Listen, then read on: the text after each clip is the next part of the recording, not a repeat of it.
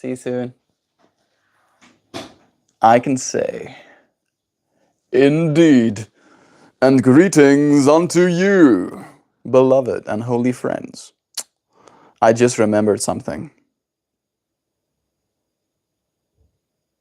It's fine. I can do it later.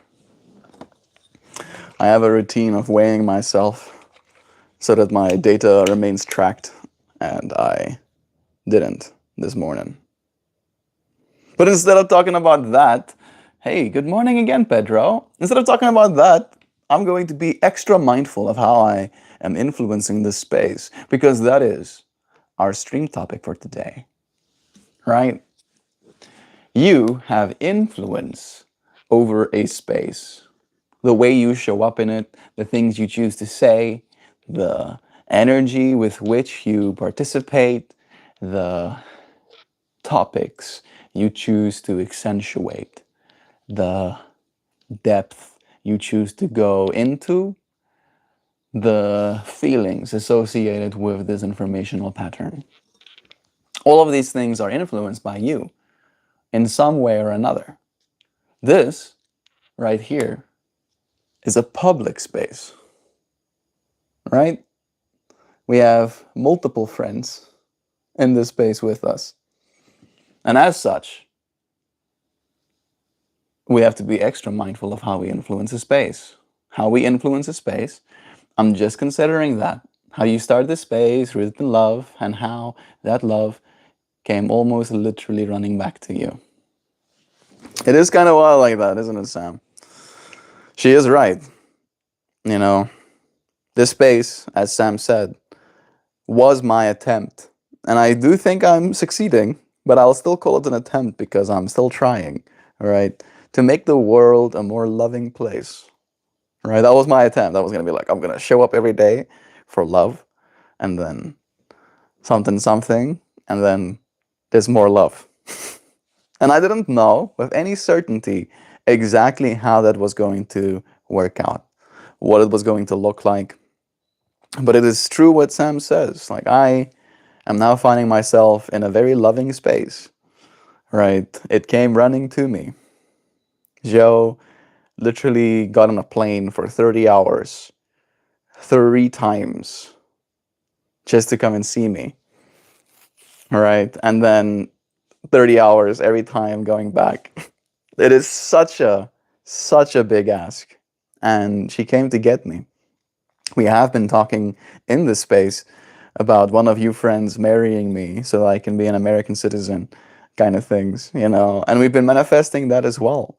And it does feel like we have way more influence over our space than we might give ourselves credit for. I'm pretty sure back in those days, I used to say that you might underestimate, you might overestimate. Oh, Mojo friend, love you friend. You might underestimate, you might overestimate how much you can do in a year and underestimate how much you can do in 5. And it has been 5 years now, right? It's going on year 6? No, this is year 5. We're going on the 5th year of showing up every single day. And our reason for showing up every single day, Noodle, stop licking yourself. He's influencing my space with disgust. And putting love into the world has compounding returns that we simply can't foresee. That is true. How are you influencing space? And do you want it to be that way? Today's stream topic was actually inspired by Jovan. She wanted me to talk about how we influence space as a means of self-reflection that I am to provide to our community. Right, asking the question almost directly, how are you influencing space? How have you been influencing space in the ways in which you are influencing it? If you continue that influence, do you want to be in it? Right? If you influence the space by, right, leaving a bunch of stuff on the ground and, you know, flicking boogers at the walls, you know, spitting on the earth, Are you gonna wanna sit on the ground? Are you gonna wanna look at the walls? Are you gonna enjoy living in the filth kind of thing? Right? Like that's a very, what's the word I'm looking for? Low definition description of what I'm talking about today. We have so much power as individuals to influence a space. And I think it's one of those things that we might not even realize just how powerful we are in that way. I did a medical interview yesterday, and I usually find myself pretty tense, uncomfortable even, when I am on my way to the doctor, right? Especially so since I'm going to the doctor as a formal thing, right? It's not just me being sick, and I'm not sick at least, but it's a matter of paperwork. I have to, right? I have to get certain papers done in order to be a legal citizen of America. And it made me stress. I was like really stressed about it yesterday, heading there because what if this, what if that, what if my blood pressure, or what if my add your thing here, skibble fluba sklarps, slopslabbernis knelorps, nimesnik nitchlosinip, klubskinenik scrambles, nimeneskineras. I'm sorry to the new friends who just joined. Was like, what's happening? Yeah, we have one friend. We have one friend called Goo. Me and him have secret language between us two. You know, one day we will reveal to the world what our secret language means, but not today. Yeah, so on the way there, I'm like in a state of stress. I'm like, woo, here comes medical interview. And then we get to the right building on time. My thoughts exactly. Yeah, you see, Gavirigu knows what I'm talking about. He knows. Me and Gab, synchronicities. I go to this medical building. We get there on time. We walk inside. There's a nice receptionist lady behind the desk. I tell her that I'm here for my green card medical examination. She points me in the right direction. I head in that direction of Xiao. We reach the office that our interview was going to be done in, or our examination is going to be done in. And I'm saying our, but it's actually just mine. And then there's Hector. Hector. He was, I'm pretty sure, Hispanic. Pretty sure he was Hispanic. Cool dude. Cool haircut, you know, like friendly smile. He was like making jokes with us and stuff. He asked me if I'm addicted to drugs. And I go, no, sir. And he's like, not even to your wife. You know, I'm like, okay, fine. Maybe I'm still a little bit addicted to my wife. I go, and it's like, okay, any chest pain? He goes, and I'm like, no, no chest pain. And he's like, even with your wife? I'm like, no, no chest pain from her either yet. You know, we're getting along fine. I say to him, it was fun, right? He set me at ease. He made it very like, but he made it feel like so lighthearted, right? And I'm pretty much done. I do have to go back to go and collect my packet, but like after doing my interview, he goes, "Okay, well, after all of this stuff," he says, "I don't have to report you to USCIS, you know, civil services. I don't even know what that stands for, TBH. But yeah, I'm I'm all good. I am a healthy individual and I can stay in America. They're not gonna send me back because I'm sick at the least." Where are you from? Are you from India? I am from South Africa. Born and raised in South of Africa. And now I find myself here in the United States of America. You gave him a Rever Uno card, pretty much, exactly. Back to the Future 2 takes place in 2015, and Biff's character is in charge of a society that is loosely based on Daratra, when Daratra ran for president in the year 2015. Is that true? I haven't watched Back to the Future in a very long time, Dan. like a really long time. Maybe it's time for me to watch it again. I do think it would be good. Proof that voodoo magic is truth and science is a liar. He connectedness, your energy. He was definitely happy. Like, I try to be a very kind person to everyone.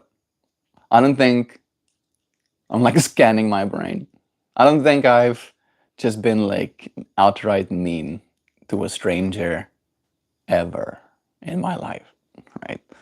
I I'm thinking about a specific moment with me and Joe where I think we got like ice cream or something, and then the lady hands me my ice cream, and I go, "Thank you, appreciate it," or something like that, and she goes, "You have such a sweet voice. You know, you talk to people so endearingly," and I'm like, "Yeah, yeah, I get to influence space with my voice. Your voice outputs a certain energy, and that energy can be felt." I am from the 69th dimension. Mean girls, what's up, Bob? What's the topic for today? Is Triumph alive? Triumph is a motorcycle brand. I think they're still making motorcycles. Gob, noise. Job, job, Jobo. Love is true. That's cute. Yeah, yeah. It's nice having you friends here with us. Thank you. Thank you for finding yourself in this space. Tell me, tell me, how do you want to influence reality? Like, I'm actually asking. Maybe you don't have to tell me in chat. Maybe you can tell me with your mind frequencies. Melt, I want to influence reality in such and such a way, right? I want my space to be like this eventually. I want my space to have this quality when I enter it. I want my space to make me feel a certain way, right? Got a little moose in the hair today. Yeah, a little bit of moose. You see, now it stays. Do you took any weed? I don't think you can took. You cannot took any maranjamanas, and of course not. I live in Indiana. It is illegal to smoke weed, and I am a law-abiding citizen 5000. I exercise a lot, and I do yoga, and I meditate. You know, something something high on life, something something. Are you the turbo OG, Gab? If you reverse your username, Gab, it's turbo OG. I am the original turbo. Yeah, I'm just imagining Gab go zzz, zzz, zzz. I too love yoga. Nice. What kind of yoga do you do? I'm a hatha yoga practitioner slash teacher, even. I'm a yoga teacher. I give yoga classes in the morning. Yoga is nice. You agreeing with Dan? I can, Gab, with farts. Imagine the Iran negotiations getting heated, and then you just fart right in the middle of it. How could they still be mad? I think they can still be mad if you light a match and then the room explodes because of the fart. If they can taste it, they might be mad. No, gee. Like Joey could have said if they can smell it, but you had to say if they can taste. Love is true. Also, farts are funny. They are. This is true. You had a gift, Gab. A great power. And with that comes the responsibility. So stock up on refried beans because we're not the hero we deserve, just the one we need right now. Yoga is live. Mani di Mangari. Are you from India? That's my stereotyping. That looks like it could be an Indian name. But yoga is life, right? Yoga is uniting with yourself. And then when you become a yoga practitioner, you realize that everything is yoga. You're never not gonna yoga. Instead of sitting on a chair the way they want you to, cross your legs. Right? Yoga in a chair. You can do that too. What profile picture is? What is that?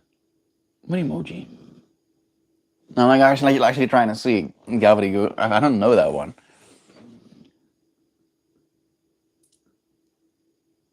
What is that? Is that what's happening? Yeah, yeah, yeah, yeah. I'm gonna assume. I'm gonna have to assume because I don't know. You friends have so much influence over this space too. I hope you friends know that I appreciate you so much. Yesterday we had a couple of conversations. We did have our space influenced by a topic, right? And that topic was discussed, and then that topic was kind of like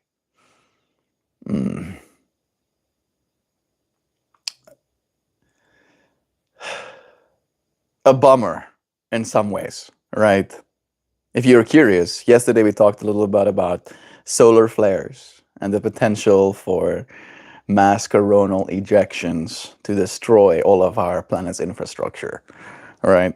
And there is a certain level of like, yikes, doomerism attached to that imagination that if that's what's going to happen to our Earth, what then for our species? And I believe, and I did in fact enjoy having a conversation about how I think things would end up going. But even in my hopeful perspective, it's still pretty rough, right? And in that way, some of our friends here have little babies. Some of our friends, it was a Monday morning yesterday, are just starting their week, right? And there is a lot of responsibility that I take onto myself in wanting to influence your space in a way that you will appreciate. That if you're going to go into the rest of your day, you should feel a sense of hope having been here, right? Be like, yo, maybe the world is a good place. Maybe there is things to look forward to, right? However, there was a conversation had between me and Joe as well about how we influence a space when it comes to action and non-action, where my action of continuing to discuss the topic made it so that other people could take action in sharing their perspective on my perspective, right? Kind of like continuing the conversation even after we might not have wanted to. And then there's the other side of it, of like moderating. There is moderators in this space with us. And you friends, I can't tell you enough how much I appreciate you for keeping this space safe. All right. And I feel like there is a part of me that wants to influence this space in saying, almost like straight, that I am okay with the everything as it is, right? We started this stream during the ARPAN days, and we did get a fair share of troll comments during the ARPAN days as well, right? There was no moderation at that point of the experience. And now, since we have become, I think, even more, we can use the word attached, but let's use the word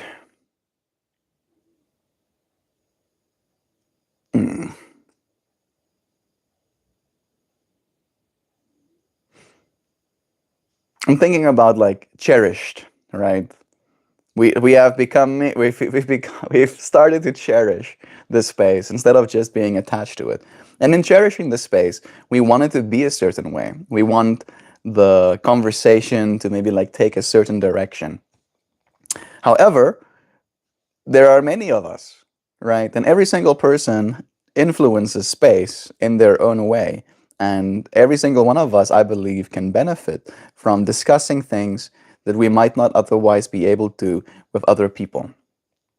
And then I'm like overarching, trying to say the fractal of policing topics, right? Where I think we do as a community have a certain no tolerance when it comes to hatred and it comes to being derogatory and it comes to almost like just nothing of value being added, right? And I feel like that's where I want to influence this space, where I need to be the person that is sometimes responsible for moving on with a topic or not engaging with negativity, right? when I see it arising. And I'm not talking about negativity in our community, but negativity in, external forces, as they come. So, what am I saying? In clear terms, I look forward to continuing this space with you, friends. Right? There is a continuing, a moving forward with, right? This energy that we are cultivating and participating within. And I am grateful for every single one of your friends' participation and the influence you have in this space. None of you are unworthy of your experience. None of you are going to be shunned from this space for wanting to talk about something. The only time you would be, and I would like to say that as like my side, would be getting some pushback is in negativity, right? And perpetuating negativity. If it's an insult or if it's a hard topic to discuss. Block and move on, agreed. Good tech combo. I don't know why people have a problem with trolls. All they do is help the algorithm, and if they get too bad, you block them. Easy peasy. I agree. I actually legitimately agree with that assessment, Combat, because they do help. They do send messages. They do add viewership. Some of them are subscribing, right? So they can come back and try being assholes later. And I have seen, and I think that's the part that I'm holding hope on, right? Like that's the part that I feel I want to have influence in this space. I want my influence to be so loving that a troll can't help themselves, that they have to start cherishing the space eventually, right? They might be like, at first, and then they're like, huh, maybe it's nice here. Maybe it's actually kind of nice here. And then before we know, boom, world is a better place. The problem we faced yesterday was over-moderation. And I think the issue is dealing with trolls. I've never had an issue with that. I would like to agree with that much as well. Right? I feel like there's a fine balance to be held. And, I think the hard part is just how delicate of a balance it is that we have here. Right? There was a comment on Sunday morning that at the end of stream really did like mess with me, where I was in an emotional space, just grateful for you friends, all right? Like, I'm allowed to be emotional sometimes. And then someone comes in this space and says something derogatory about me transitioning or something like that. Oh, what is your transitioning drugs messing with your emotions or something like that, right? And in that way, they're derogatory to a whole group of people, and they're derogatory to a whole set of emotions, feelings, right, inside of my heart. And you friends know that that comment wasn't sent with any positive intent, right? And I fully, I think, support, stand behind moderating bullshit like that, right? And I can only do so much as an individual. I can only influence so much as just myself. And it's this weird balance trying to maintain, right, the infinite, the everything, right? Allowing the trolls, the people that are a little bit abrasive to be here, right? Because that abrasion can like take away parts of the self that might reveal something that might otherwise stay hidden. And that part I can value as well. While at the same time, it's not just me, right? It's you too. You are also in this space with me. We are in a public space right now. And in that way, I feel like all of us can agree that we probably don't want to be perpetuating or participating in a topic sometimes that can be unhopeful, especially so when there's nothing we can do about it, right? There's nothing we can do about it, and it's like the rapture, right? If I start every single stream in the mornings talking about the rapture, the impending rapture, it's coming. Prepare yourself for getting raptured, right? Eventually, I probably would gain a whole new audience, but eventually I would lose you friends because you wouldn't want to be in a space where I choose to influence in that way every day, right? And in that way, I feel we are maintaining a balance, right? All of our collective minds. And I try, and that is my goal. I try to perpetuate a state of love, right? This act, this showing up for this live stream is an act of love. And you friends showing up here with me, you are allowed a space in which you can know you'll be loved as well, right? Even if the topic can be a little bit yikes. I still think we should remember that we love one another. I bet we'll have a conversation in my theory. Let's see. Let's see, actually, Toasty. It could be interesting. We got Sodic Nation. Hey, friend. It's nice having you here, too. Let me see the comments that I missed. I appreciate you friends being here with me. We got... Jeez. We got Darren here saying lots of peppers. Don't think it's working, though. Still crazy today. I don't know why people have a problem. Block and move on. There are two types of trolls. Malicious trolls who absolutely get bounced, and casual trolls who have fun being assholes and are looking for that kind of engagement.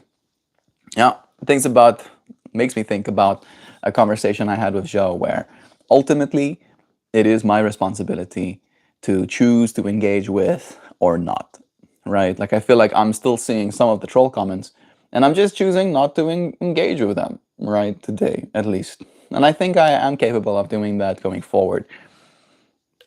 I shared even, like maybe with Joe, like maybe we should go into an era of like no moderation. I don't know if that's going to be better, again, because your friends' messages are in chat, and then it's like love, love, love, and then suddenly hatred, love, love, love, like hatred. Nobody wants to see that. Yeah, algorithms can't tell. All it knows is engagement. When a person has the power of being a channel moderator and becomes possessive of the space, there's the potential to transition from moderating to directing the space. And I don't think we need a director. And if anyone is directed, it'll be me. I am me. Just this guy. I'm directing. I'm driving the bus right now. Something drives the bus off a cliff. No, I'm sorry. I'm joking. We're gonna drive the bus next to the nice trees. All right. I've seen the moderation in this channel make that transition from moderating to directing. I hear you, Dan. You're a moderator too, dear friend. All right. So the power is in your hands as well. If the rapture could happen, that would be awesome. I don't have to listen to these people anymore. Melt, love is true. Yes, appreciate your honesty, Dan. On my channel, there is where I debunk pseudoscience. Every time I get into a conversation with these phonies, they accuse me of trolling just because I am challenging on their bullshit. Agree to them. Hey, Christy, it's nice having you here too, friend. It's a hard balance to maintain, right? You are capable of influencing space. That is today's stream topic. You are very capable of influencing space, right? And it's just a matter of becoming aware of how you want that influence to be. What is that influence going to look like? Overarching, right? Love is a very broad term. You know, one of those that have many different arms. The octopus of love has many arms.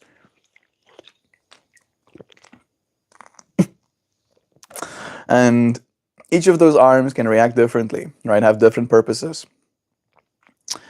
The way I see this space is that we do create a little room, a little pocket dimension on the internet, right? And we friends find ourselves comfortable here for a reason. It is hard, I think. Personally, it's hard to stay regulated with the amount of information that is always being projected onto our brains, right? And especially so, I don't engage with conspiracy theories at all, right? Not even a little bit. Because again, like let me give you this as a perspective, right?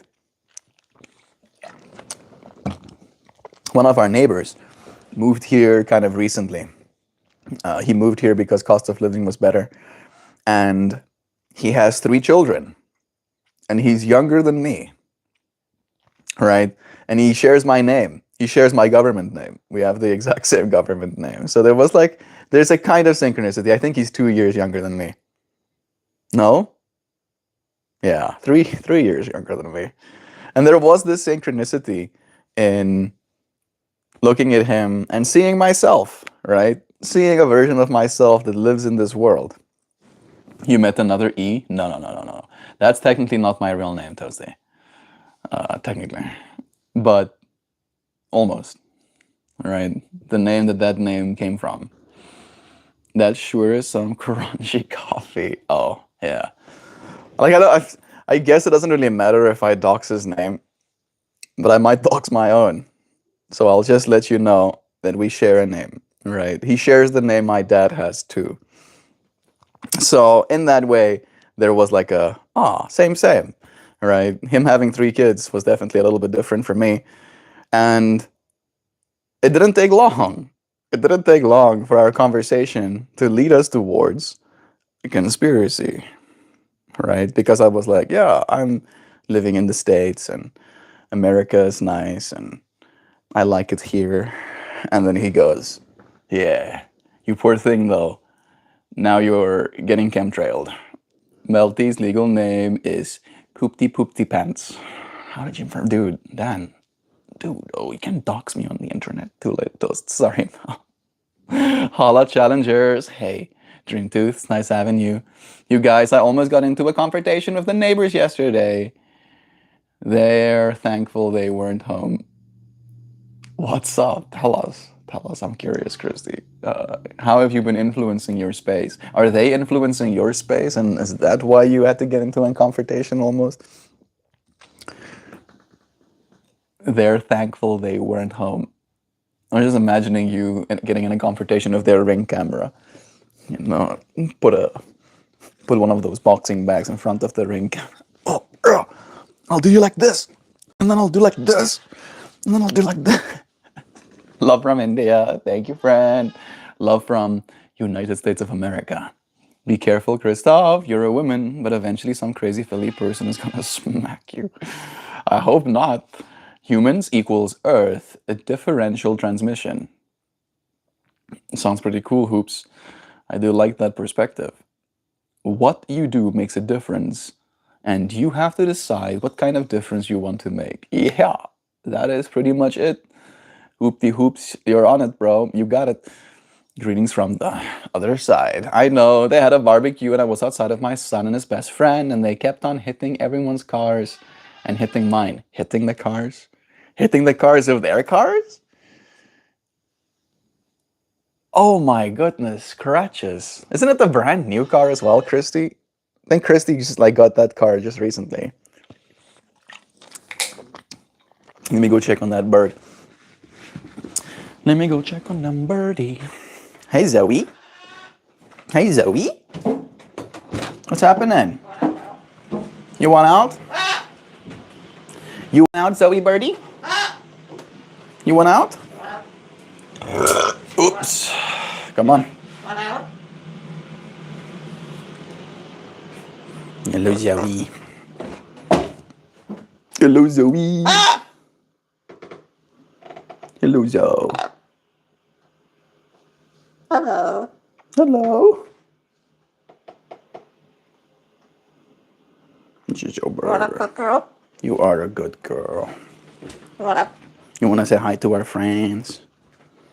You want to say hi to the friends? Say Whoa! hello. Hello. Ah! Good girl. Give me a kiss. Give me a kiss. Give me a kiss. Ah! Give me a kiss. Mwah. Ah! There you go. Wow. Wow. The Zoros, the Zozo. Hello. My neighbor was going to come with me. Hello. There's a damn bend and a crack. Oh my goodness. What? Yesterday, throwing balls and shit. How's it going, man? Hey, Rayron. Rayron Bison. I'm doing well. Relatively speaking, I'm doing pretty well. I'm feeling good for the most part. Frogger gets flattened but comes back. Yeah, I could say something too, but you have to be careful doing that. Then Neighbor was gonna come with me, but he's sick of them too. They kept on pissing on his driveway. Jeez. Welcome to your spiritual entertainment morning sip and rip. Wow, that's a pretty bird. Yeah. Come here. Come here. Come here. Come on. Come on. Come on, Zoe. Come on. Come on. You want a cookie? Yeah, come on. Yeah, come on. Mm-hmm. You want a cookie? You want to go outside? Come. Come here to me. Come here. Come on. Come here. You're too far away. Yeah, there you go. There you go. Yeah, run, run, run. Yeah, run, run, run. Come on. Come on. Come on. Come on, Zoe. Come on. Come on, step up. Step up, Zoe. You want a cookie? Runs away again. Welcome to my life. Living in the city is just ass in a lot of ways. Lucky enough to have a car in the city, it's gonna get fucked up. If the cosmetic damage is not yours, Christy, then the suspension on the road will get rid. All his feathers on the shelves, isn't it pretty? Those are the ones that he has shedded. Come on. Come on. That's like the hair that falls out of our head kind of thing. Come on. Come on, Zoe. Come on. You want some cookie? Come on. Come on. You wanna go outside?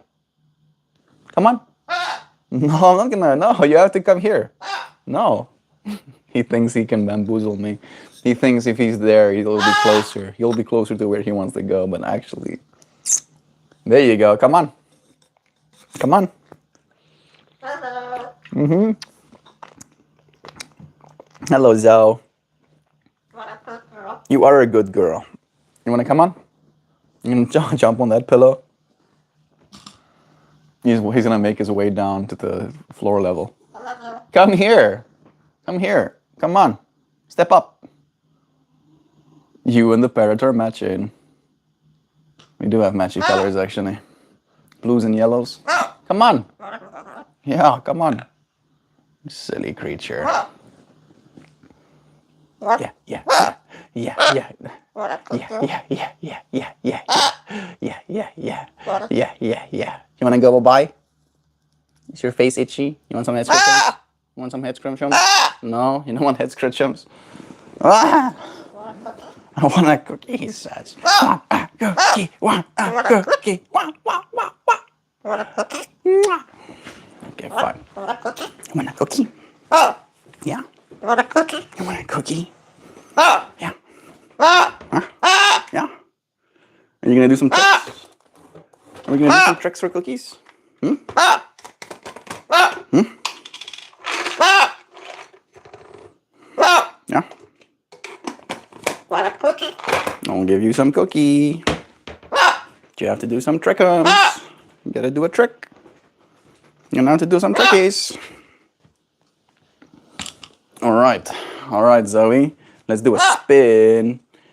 Wow, good girl, Zoe. Say hello. Say hello. That's a good girl. You wanna give me a kiss? Mwah. Good girl, Zoe. You wanna give me a high five? High five first. There you go. And then give me a foot. Give me a foot. There you go. There's another one. Good girl. Give me a kiss. Give me a kiss. Mwah. Say bye-bye. Bye. There you go, so. What a good girl. What a good girl you are, Zoe Birdie. Such a good girl. There you go. Oh, you dropped one of your walnuts. Oh no. He's going down to go and get it. Oh no. Good girl.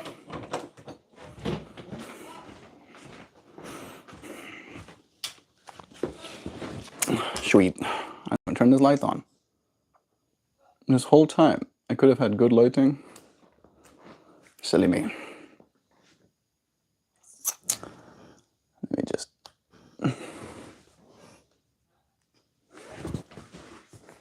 Dan shouting out himself. Dan is shouting himself out. Dan, have they not heard of Zigzag? Let me check them.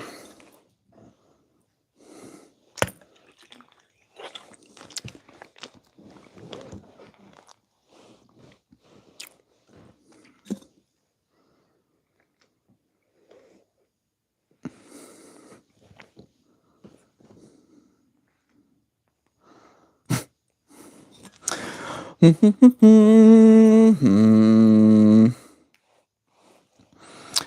on the property feels like Americans are not really taught to respect each other's space. I remember being in Iceland last summer. Still right quarters, but people just acted, still tight quarters, but people just acted better. People say there's no kings. If I buy a parrot, how hard is it to teach them to talk? Well, strong foundation construction. If your purpose to buying a parrot is just in getting them to talk, then a parrot might not be what you want, right? You might want to have a conversation with an AI or something. A parrot is a lot of work, and they live a long time. That parrot came with words already, right? And I've not been able to teach him any new words. He is older than me, so I think that also makes it a little bit difficult. Yeah, you know what it is. I've been influenced by a few kings. Drinking. You drink? Put up a camera that is against the law. Plain and simple. Put up a camera that is against the law, plain and simple. Yeah, having like a camera pointing at your car kind of thing. There's definitely kings, man. My coffee cup says king on it. Plus, what about our short kings? Shout out to all the short kings. Dan, and then Hoopy goes, Dan, Hoopy goes, Dan is shouting out himself. I don't think Dan is short. I don't know how tall Dan is, but for some reason I didn't think Dan is short. Strong foundations, don't do it. It comes with so much more responsibility than you could imagine. Yeah. Yeah. But what Joe said. I said it too, but I think she said it better. Anyway, I digress. I was gonna go back over and say something, but they're lucky my in-laws came over. I'm sorry, Christy. Like, I I didn't do anything, but I'd be willing to apologize just for what you went through as well. I can only imagine how frustrating that must be. I would lose my mind. I would lose my mind. I would like properly lose my mind. Right? I've never had a car, but I can imagine if I had a car and someone is messing with my car, right? Like buying a new car or just buying a secondhand car with minimal scratches on it and then finding new scratches on it. I'm like, oh, I'm gonna lose my mind. Indian, yep, yeah. I did actually do a lot of this morning for some reason. I was thinking about our Indian friends. I am wearing a scarf, and my pants were made in India too. I don't think this scarf was made in India. This is an American scarf, right? Oh no, I stand incorrected. This was also made in India. So this was made in India, and this was made in India. I think this was not though. I don't know if this one tells.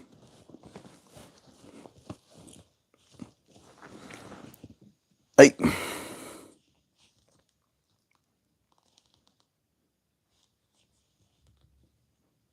Made in Swaziland. Wow. So that's South Africa. Cool. I do have it on camera. I told them I have it on camera, and if you pee on my property, I'd call the cops. Well, start gathering evidence is all I can say at this point. Not quite hoops. I'm fairly tall. You're not Melt. I'm not Melt. I'm 6 feet. Yeah. So I was right. I didn't think you were short, but 6 feet means that you're tall. You are more patient than I. I would make them pay for any repairs and then still turn them in. You're 4'9", Dan.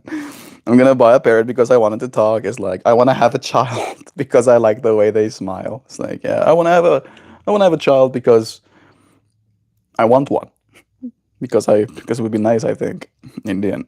It's weird though. I never feel tall. I always feel smaller than I look in photos. I have the same experience. People meet me in person and it's like, oh wow, there's more of you than I expected. And I'm like, there's been this much of me the whole time. I've also never been told to myself. Because I grew up with my dad and all of my siblings are as tall as me or a little bit taller. I think Vessel is like another inch taller than me as well. Right? He's the tallest of us. So in that way, I've always been normal sized. But it is true. Feeling tall is not something that you like. You get told. You get told by other people that you're tall. You don't feel like you're tall, no matter how tall you get, pretty much. Do you smell like garlic? No, I probably smell like coffee right now. I've been drinking some coffee. Light roasted coffee with a little bit of cream and honey. That's the way I like my coffee. And it is delicious. So delicious I have to chew. It's weird though. Love is true. We was kangs. Where you're wearing a scarf. No way. Did you not see it? Did you not spot it? Oh yeah. This be the scarf. This scarf was made in India. That's cool to me.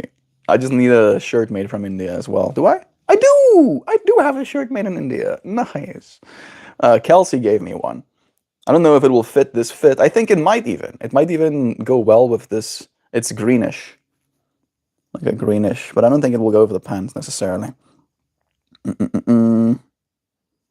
Comment disappeared. Darren, I am not patient. I went over and knocked on their door over and over again.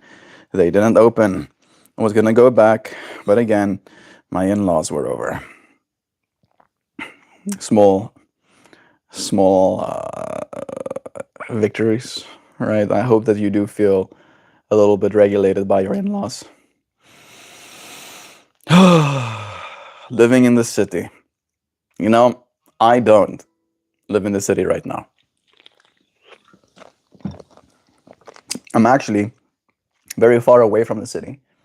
And even though I'm not in the city, I am still experiencing the, I don't want to use the word dissatisfaction, the tension, I think is a better word, that arises from having other people around us. People will not stop mowing their lawns. It's literally unrelenting. I have never in my life seen as much lawn mowing as I've been watching. This person is laughing their ass off. You find that funny, Commander? Why are you Americans mowing your damn lawns all the time, dude? Like, I get why people want to live in the forest. I get it. Because there's probably no lawnmowers running out there. Like, and I wish I was joking. For all hours of the day. Literally all day. There's never not a lawnmower. There's a lawnmower out there. There's a lawnmower out there right now. Gonna go, I'm sorry for you, but you have been targeted by the burrito bandit. No. No. I had a burrito just 2 nights ago, bro. So you're too late to banditize my burritos. I was laughing because I'm evil. Well, at least you're laughing, you know. Laughing is good for you. even if you're evil laughing. Are your plants named Groot? Every single one of them. Because we are Groot or something, right? Yeah. These plants probably do need to be a little bit kept. Slowly but surely we'll do so. But not right now. Let me just get back to chat from here. I think it's going to be easier. Choo choo choo choo. Yeah, it's crazy how often people have babies just because they want something cute. And they're like, no idea of it. It's so strange. I think it's a matter of like the status quo doing the next thing, right? Everybody is just having kids because that's what you do. I had a conversation with my grandma about their process of having kids, and their discussion on having kids wasn't should we or should we not, or like, is it going to be good for our lives, or are we going to be able to be good for their lives? It was just about how many and when. That was what they discussed, right? They were like, how many kids are we gonna have? This many? When are we starting? All right now. That was pretty much my grandma. Like, we asked her, so grandma, tell us about how your having child or having kids conversation went with your husband back in the day. And she's like, yeah, you know, we sat down and then we discussed how many kids we're gonna have. And when we're gonna start having them? And I'm like, uh-huh. And then? And she's like, yeah, that's it. And I'm like, what? What? What? So yeah, I get it. I do get it. There is definitely a way different way of doing things that our generation is participating within. I'm learning I can't rely on other people to regulate my nervous system. That's a good lesson to learn. Hoopty hoops. Real good lesson to learn. I also find that pretty funny. Burrito Bandit. We only have grass on golf courses and parks out here. It makes sense because it's Arizona, right? Probably don't want that much water usage. Fortunately, we don't have to pour water on our lawn because of the amount of rainfall here. Like there, we don't even have sprinklers. I don't even think if I wanted to water our lawn, I'd be able to because I don't think our hose pipe goes that far, kind of thing. I've been craving Chipotle. I haven't had Chipotle. I'll have to get that one next. All right, next person. I made a killing mowing lawns as a kid. I could probably make money doing that too, but there's so many people that do that already. Like there's dudes with cool machines. Airless tires on their lawnmowers. At night, do people call you Star-Lord? People call me Star-Lord all the time, bro. Every day. For every conversation. They start their sentences with Dear Mr. Star-Lord, and then they ask their ask. What's everyone do? Everyone does the done. I was that GNG explain. I have returned. Having a child is your responsibility for the rest of your life, not just because they're cute, etc. Yeah, massive amounts of responsibilities. I had a phone call with my dad the other day, and the discussion was about. I asked him essentially, how has it been recultivating your relationship with mom now that you're alone? That it's just the two of you. And he goes, yeah, it's been nice, right? Just being the two of us. But he uses the word, daar is 'n groot leemte. And leemte means like void. It's like there's a big void. And he was referencing to us not being there anymore, right? Us kids just suddenly being out of the house has left them feeling like there's a void in their hearts, right? And it's kind of wholesome. Not the avoid part, but the fact that he feels like he misses us like that, you know. He said the words that he's now realizing what he had with us all being in the house, right? And us now suddenly just being gone. He's wishing for us to be back. Shame. For my name to be said in vain. Isn't it interesting thing to tell a person? Hoops for show, but we're powerful beings. We have the tools to self regulate. And that's a very useful skill to build. It starts with slowing down the breath. Breathe deep into your belly. Look at Zhao being a yogi, giving that good advice. My son's best friend is literally my second son. His mother chooses her boyfriend over him, and his dad travels for work, so he stays with his pop, and he comes to my home like 4 times a week. You must have a safe space for him to be in. That's wholesome, Kirsty. I'm sure he appreciates it more than he can articulate. Better than any convo I had about it. Yo, Melt, I'm gonna burrito these guys. Don't do it, though. Don't burrito them, bandit, please. I'm just imagining this guy being like, runs up with a blanket-sized tortilla and then wraps a person in it. Haha, you've been burrito bandited. And then feeds you to a giant. No, stop, why? My brain was like, yeah, yeah. And then imagine the rest of, stop it, brain. Commander gonna be the tortilla that hugs us all. I like how Joe's is more wholesome. I prefer no touch. Yeah, double wrapped. Toasty gets it. Toasty gets it. Were you? Were you gonna wrap us in tortilla? I think I'm gonna have to fight you about that, bro. Too late. Already a burrito. Even this guy. Your dad misses you, and everyone. That's sweet. It really is. I'm kind of. It's kind of wholesome. A little bit wholesome. Yoko bags. My parents absolutely despise each other. them together is a nightmare. I don't know if my parents despise each other. My mom does things that my dad cannot change, and my dad does things that my mom has been suffering their entire relationship. Right? If I have a phone call with my mom and she tells me about the things that irritate her, it sounds like the exact same things that's been irritating her for her entire life. Right? I have always been a mediator, right, between them, and I always share from the perspective of, yeah, uh-huh, yeah, tell me about it. Well, this thing again? Wow, can't believe it. And I gave my mom advice. I told her. She was like complaining kind of recently about like my home is not the way I want it to be, right? And kind of like in that being like pointing at my dad, like my home is not the way I want it to be. And I go to my mom. I'm like, hmm? Sure. And I go, Mom, if you want things to change, make a list. Write down the list. Oh, I want this. I want my living room like this. I want my room like that. I want my bathroom like so. And then you bring that list, right, with all of the things to dad. And you be like, what can we do?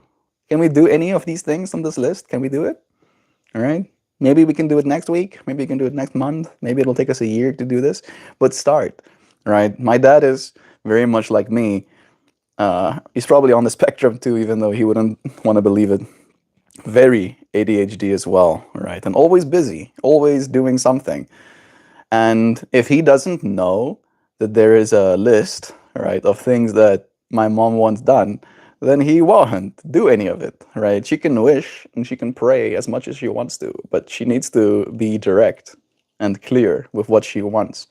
And then alongside that instruction, advice I gave, like write down a list, I told her, and on the other side, look at that list and see what you can do yourself, right? And she's been doing that. She's been doing that. She recreated our entire living room. It's completely different to the way it was when I was back home. She's not changed my room, my room at least, which I'm stoked about. She's like, she left it just as I left it, kind of thing, which is also wholesome. So in that way, I feel like there is progress happening, right? But it is one of those things where they fight about the same things. They've been fighting about the same things my entire existence, right? 2+ decades of fighting about the same things. And now that she is taking a more active role in getting the things done, I think it helps that she doesn't have 4 kids, right? I think that's also a part of her framework, where she was in the framework of, I have to take care of 4 kids, right? So, and my dad was the breadwinner. So he would go out and earn an income to be able to take care of 4 kids. So he wasn't in the home in a way where he could participate or help do things the way she wanted it done. And now she doesn't have to do the thing she used to do. So she suddenly has all of this extra time and she's been applying it in a way where I hope they get to be happier, kind of like down the line. But it can be rough with the fighting. I'm not following along the of this space. That's why I like to talk about mudras. Good, goody hoopty hoops. Maybe you can like give us some reasons, right? How has mudras influenced your space? Maybe you can tell us that. Then we can learn from you. Can I tell you something, Mr. Combat? No, bro. They be speaking my name. Thanks, Melt. He calls me mom sometimes. That's cute. It starts with slowing the breath. Actually, I'm wrong. It starts with awareness of the trigger that unregulates the nervous system. Think there can be like an overlap there. Both can be true at the same time, Joe. Right? I find giving myself a second to breathe allows me to identify the trigger. Be like, hey, why is it I need to take a big breath right now? This thing. Okay. Take another breath. All right. I think I know how to approach this problem, this experience, this trigger going forward. Most of the time, the trigger is less dangerous than we think. Yeah. I can go for a chicken quesadilla with sour cream. That does sound nice. Why are we food talking? Melt might be right about me feeding hell to a giant. Stop, dude. Stop feeding people to giants. So stop it right now. Jameson the Giant Peach. Your dad has a scarf collection too? No. Unfortunately, not. My dad is very Afrikaans. Osha, did you want something? You kept saying my name, or you're just saying hi. My mom is the breadwinner. That's why he's so jealous of her. That can be rough, I can imagine. Especially in our traditional society and our gender roles. And this is maybe a projection of mine, but I can imagine it's even more ingrained or in a certain way in like Asian culture as well, right? Maybe you can tell me, Christy, is that true? She left him and made something for herself. Nice. Good for her. Very good for her. You know, I said I'm gonna wrap you in a taco and ship you off to Mr. Melt Combat. Combat is just getting wrecked. It's like, what did I do, bro? Why am I getting burrito banded? Commander. No, middle. I wonder if thumbs up influences the space. This is a mudra, right? I do actually think it is a mudra. This is a mudra too.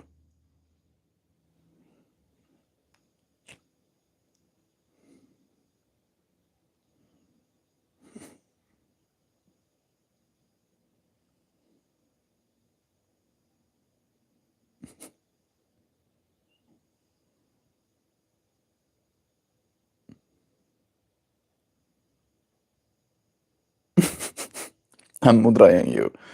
Are you getting influenced by these mudras? Are you getting mudrad? Unironically, doing this is a really good exercise. Right? It's actually been proven to help fight off the effects of Alzheimer's. It's like you're tuning your brain to connect to those points again.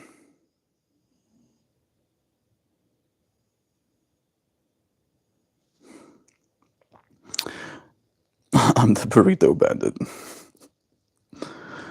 What's up, young blood? Love is true. We don't call it like that at my house. I work, but my wife works, taking care of all kinds of stuff. We both kick ass. Nice.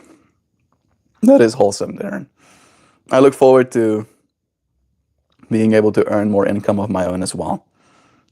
I personally feel like there has been no animosity or jealousy, hatred, dissatisfaction with my and Joe's relationship in that way. Like Joe is the breadwinner of our household right now, right? I'm earning a little bit of money with my yoga and my stuff, right? But it is minuscule, right? I'd maybe be able to pay for our electricity in a month, right? And that's pretty much it.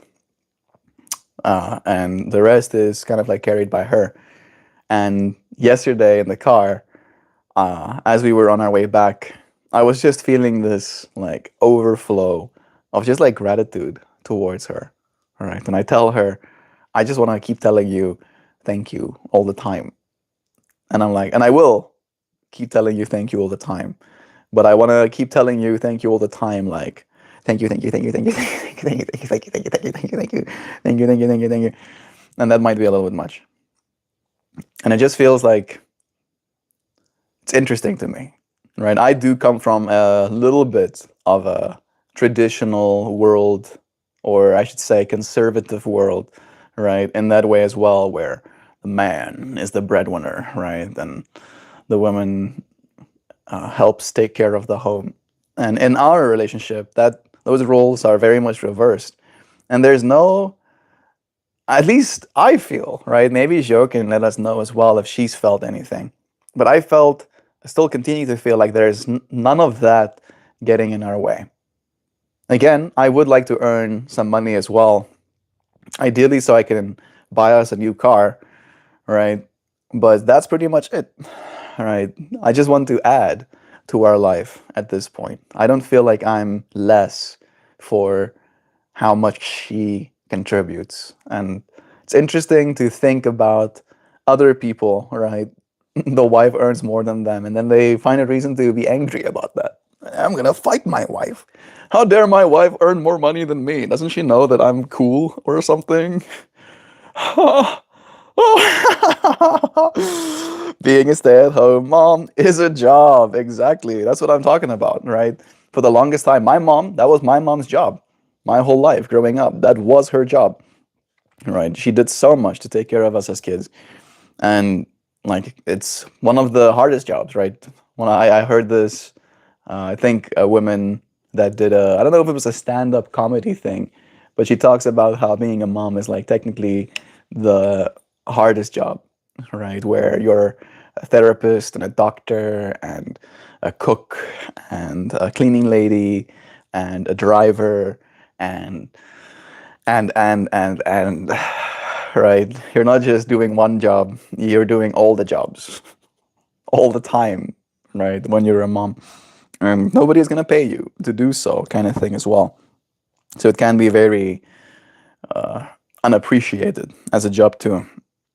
Always say, Commander, please stop spamming. Use big sentences if you don't mind. I would also appreciate it. OSHA, all right? Say something. Nice plans. Any variegated monsteras? I think we do.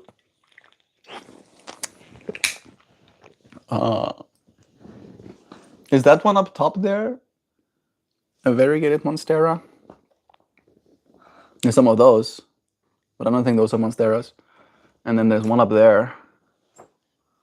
I don't know if that one's a monstera. That one is a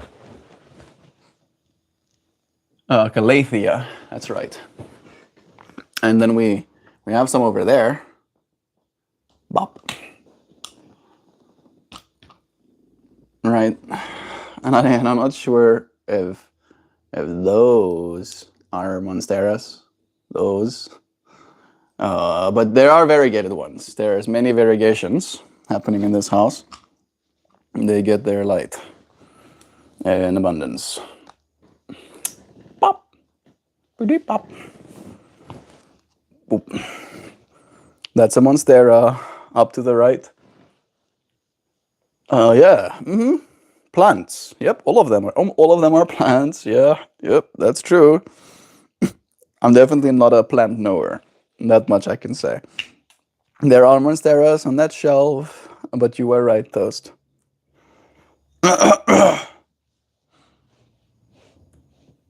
All of them are plants. That's what I know.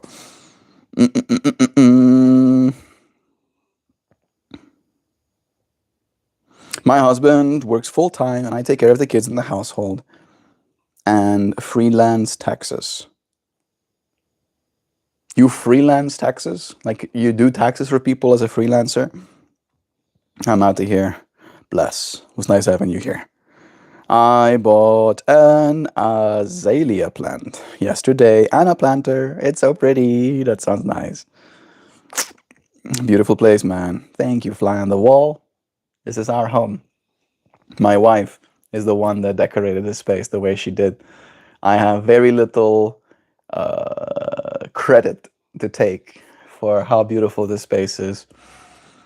I take great pride in keeping it beautiful, though. On the other wall, there's walls everywhere, dude. Oh, there's so many walls. There's plants there, and there's plants there, and there's plants there, and there's plants there, and there, and there's plants there, and there, and there, and there, and there's plants back there, and there's plants here. And one of them is in Monstera, I promise. I promise you. How do you like the States? I love it. Brittany. Britannica. It is Brittany, right? I think you told us your name is Brittany. I love it. Seriously. It's so beautiful. I live in the forest, literally, as well. So that helps. The air quality is fantastic. The trees are gorgeous. So many trees.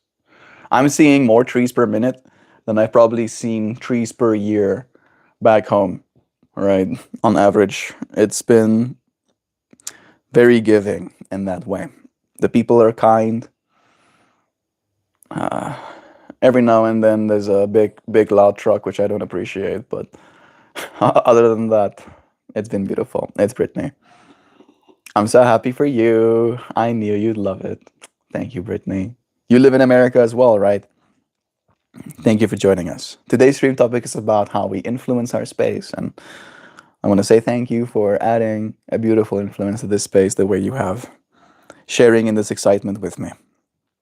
My Monstera's latest leaf is like 2 feet across and 3 feet tall. Yes, just the leaf. Full sun Monsteras get massive. Does Osha come in here a lot? I think it's the first time I saw him. That was the very first time. Never seen him combat. Melt is better at that though. Yeah, no. I also don't recognize the name. I try to recognize and remember every name. Yes, I live in Arizona. Nice. Toasty, the friend just below you, also lives in Arizona. Combat, peeking back in the room. Are they gone? My Monsteras is about 2 feet tall with 6 nodes. Nice. Monsteras.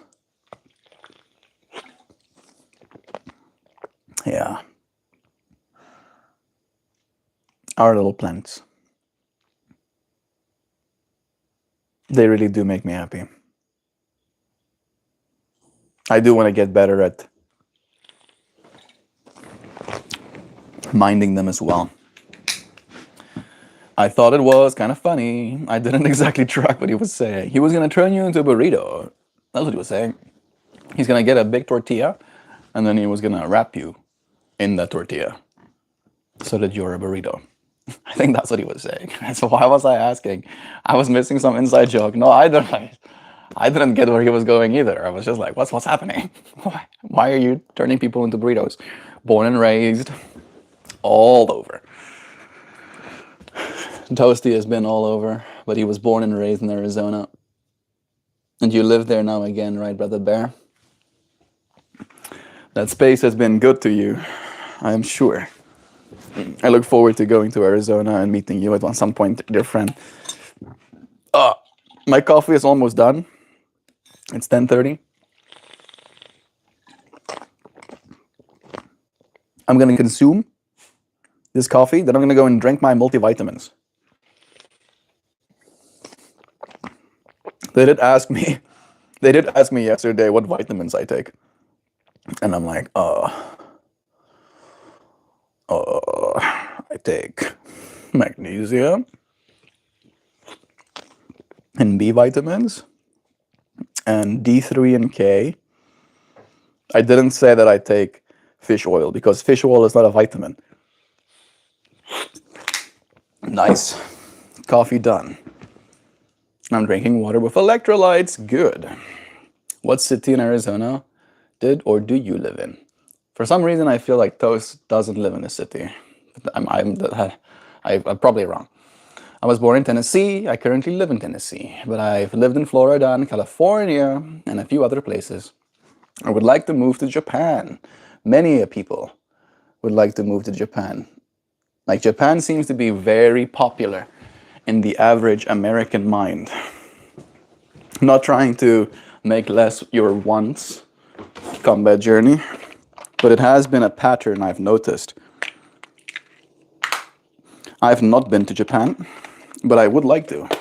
PewDiePie is a content creator I followed for now 13 plus years. I started watching him when I was, I think, 13 or 14. And him and his wife and kid. Did he already have his kid? Did he have his kid there? Huh. They moved to Japan too. Oh. All right, vitamins drank. Now I'm gonna do my creatine as well. 7 grams of creatine. Bop.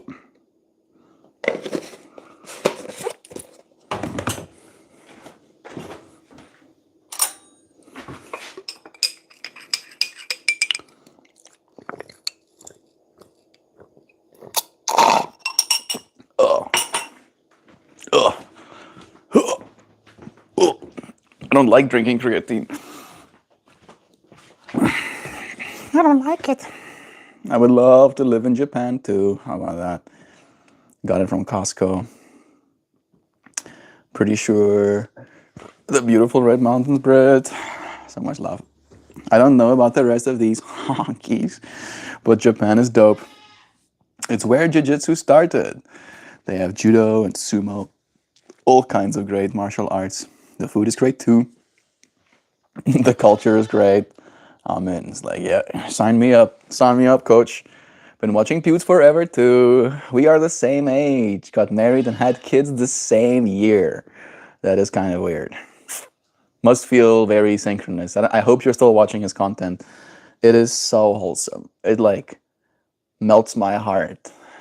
And like now I can see if your kid is the same age, I'll be watching Pewds and seeing his kid grow up, knowing that your kid is doing the same kind of stuff probably.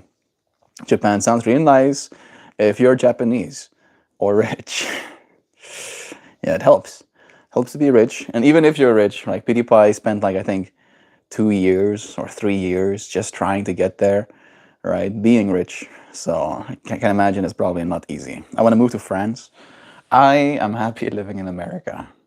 I think the cost of living probably is a bit of a challenge, but damn, bro, look at that. Look at those floofy clouds. Let's see if it's gonna switch lenses. Switch lenses, damn it. I say switchy lensy. There we go.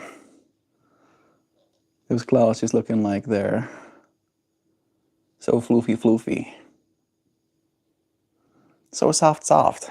Everywhere is pretty good if you're rich, Toasty. True. Yeah. It's true. I don't even think we need to be rich. I just think if you have enough to not have to worry, that to me is rich. Not having to worry is rich. I want to go and see if that fog machine is operational, for the plants. I'm gonna make sure that fog machine is working, because it would seem that there is no fog. Can't have that, no. This would be a travesty.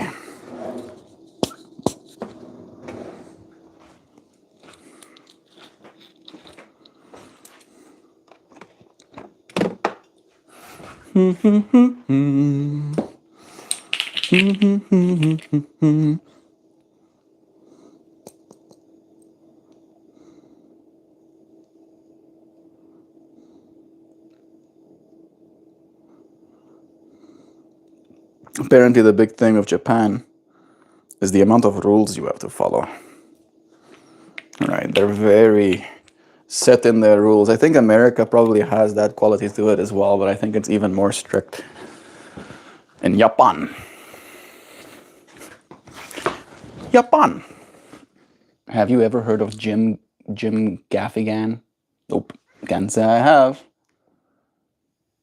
It's hard to get housing or work as a foreigner in Japan. Yeah, that's the hard part. We rented in Denver and was looking at buying a house. It was wild. Rented in Denver. Denver is also a place in America, right? A home that needed renovation cost at least $40,000. Like, what? Yeah, no, that's giving me goosebumps just thinking about it. That's disgusting. Well, once I get my black belt, I'll be able to get a job pretty easily. Jiu-jitsu black belts are very valued in Japan. There you go, combat. You have an action plan. I look forward to you letting me know. A few months, a year, 2 years from now, however much time it takes you that Melt, I made it to Japan, and it's awesome here. I'll celebrate with you, friend. Christy, you were not kidding me. I had over 100% increase in host cost in less than 10 years. Had over 100% increase in host cost. What does that mean exactly, Darren? Host cost. Do you do like Airbnbs or something? Do you do Airbnbs? 100% increase in 10 years. That is very disconcerting. I mean, we've had the fuel increase 100%. Same. Cheers to you, Toast.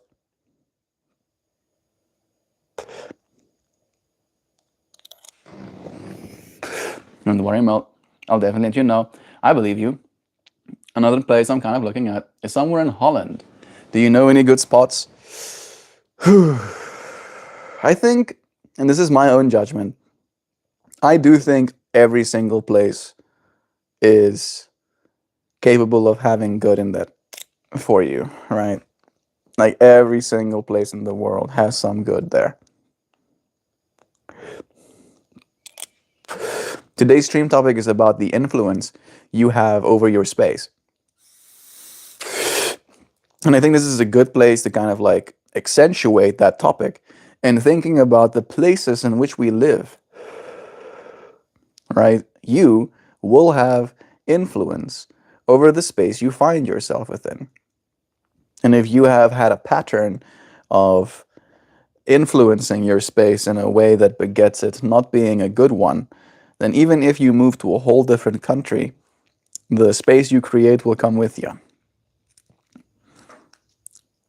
I feel like that's definitely something I've been aware of since moving here to the States, is that the same things that I am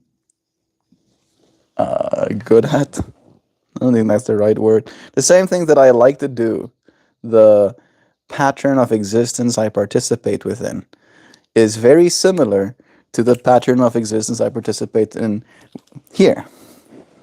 Right, my idea of a good time is going and walking in the nature. I've been given permission by the owner of a property that has a creek flowing on it. I'll share that story in a second.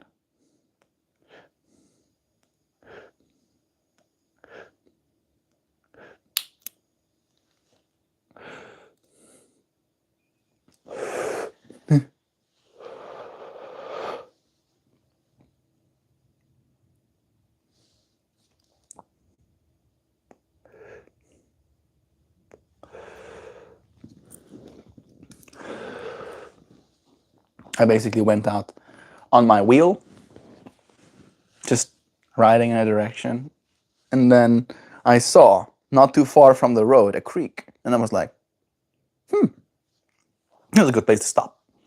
Jumped off of my wheel, and then walked down the creek, and then sat on this big flat rock that had like water flowing past the sides of it, but it was perfectly dry and perfectly sittable. All right, the perfect sitting spot to just sit in the creek kind of thing. And then I'm sitting there, and it wasn't 2 minutes.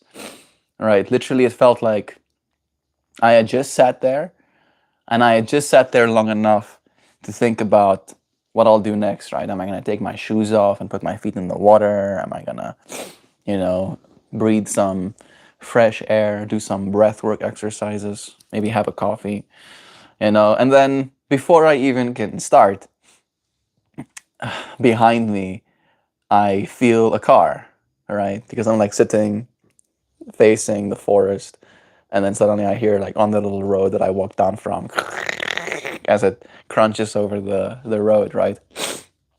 And then I see the car drive, I could feel the car drive past me, and then I hear it stop. And then I start turning around, and as I start turning around, I see the car reversing. And I'm like, oh, oh no. And I knew that that person knew that I was there. And I instantly thought that they must not approve. So I stand up from my little sitting spot and I walk up the side wall that goes back to the road. And as I get to the car, she rolls down her window and I go, I'm sorry, ma'am. Am I trespassing? And she goes, no, honey, you can sit there whenever you want. It's my favorite spot, she says. Tells me about how she'll come there and sit there as well. Tells me about this place is called the Spring Valley because there's a bunch of springs popping out all over the place. And her property has one of those springs, right? And that spring water bubbles up and then flows into that creek that I was sitting in. So it flows way more regularly than all of the other creeks because it has that spring attached to it. And she's telling me the story about how the spring water, and tells me about how I should put my feet in the water. And I tell her I haven't had my shoes on still at that point. And it was just this beautiful exchange of appreciation for nature and then basically getting permission, right, to go back to that spot whenever I see the need to as well. She then, after I tell her about my yoga and my YouTube channel and stuff, she's like, "Oh, can I take a photo of you for my kids? I want to tell them I met someone famous." And I'm like, "I'm not famous, but sure." Sure. And then I'm standing there, and she's just taking a photo of me. I'm like, yeah. And then she drives back to her property, and I go back and I sit in the creek. And it's not far away. Like I can see it in my mind's eye. That space exists like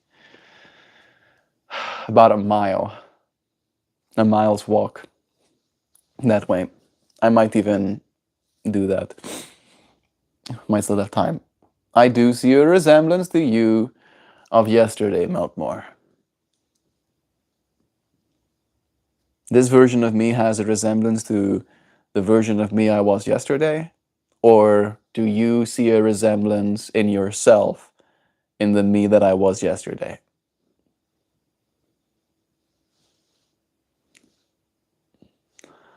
I sure do hope that I resemble myself from yesterday. I am a new person moment by moment after all. Ego is a comforting thing to other people. You being completely attached and established in your ego consciousness makes other people feel like they know where you are, who you are, and it gives them an easier time at predicting how you'll be and how you'll react to certain things. All right? And I don't think it's something that's wrong, but it is something we have to be mindful of. That it is almost something we do for other people in a way, right?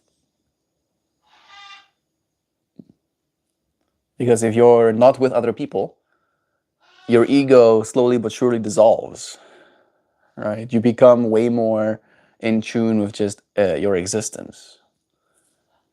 If there's nobody that's going to see you today, maybe you don't even look in the mirror.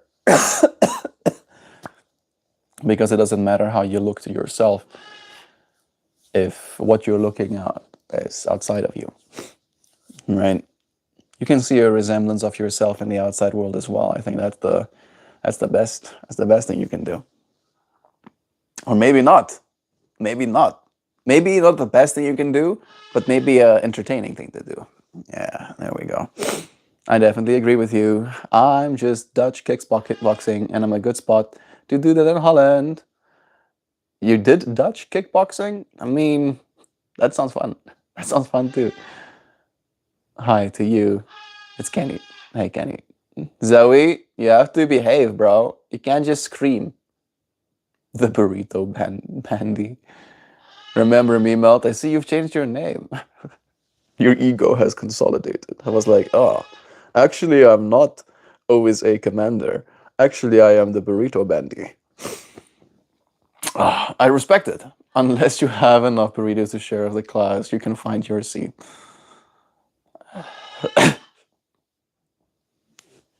I will engage only with that which I choose. That's a very wholesome interaction, bro. Love is true. Thank you, Toast. I don't think I have tried burritos on my plants. If any good with them. I'm making tacos for dinner. Does sound nice. Just doing your part to end global warming. One giant snacky at a time, eh? That's the shit. Hell yeah. No, you can't scream about your problems. So I know you want to go bye-bye, but you have to be a little bit good girl. Be quiet for me. I can hear the hellos though. It's kind of cute. Hello? Hello, Zoe? That sounds like screaming to me, bro. I don't understand any screaming. What does that mean? You want a cookie? Or you want to go bye-bye?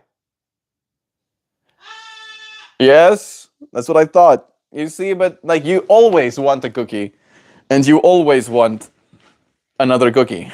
And then you want more cookie. And then after you get cookie, you want another cookie again. All right. And if I do that, you'll be the most American blue and gold macaw ever, bro. You can't just instant gratification. Oh, you can't just instant gratification always.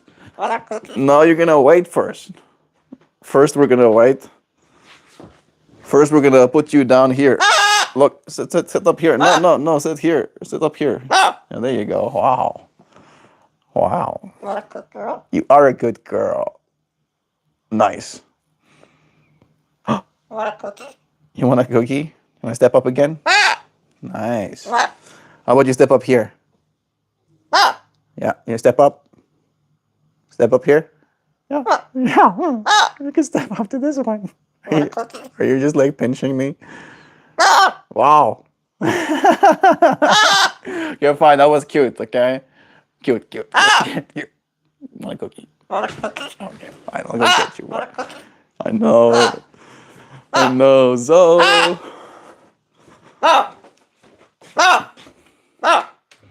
What a cookie.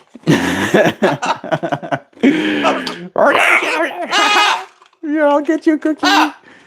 Give you one of these, and give you a unsalted peanut. What a cookie. I'm gonna give you a cookie. Mwah. I'm gonna give you something, but I'm gonna try and hide it for you. Okay? Can you make it? You don't have to do that. What a cookie. I'm giving you a cookie, but you have to be patient. What a cookie. You have to be quiet. You have to be so quiet. You have to be very, very quiet. No, that's not quiet. That's loud. You should be quiet. You should be quiet, dude. You're making such a loud sound, bro. You're making it loud. You're so loud, dude. That's so loud, bro. Yeah, there we go. That's better. That's better. All right, step up here. Step here. There you go. Okay, watch what I'm gonna do. I'm gonna put this in there, right? And then I'm gonna put this in there.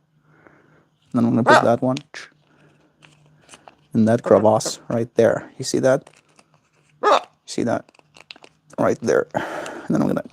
Oh, wait. I'm gonna have to fold this thing up for you.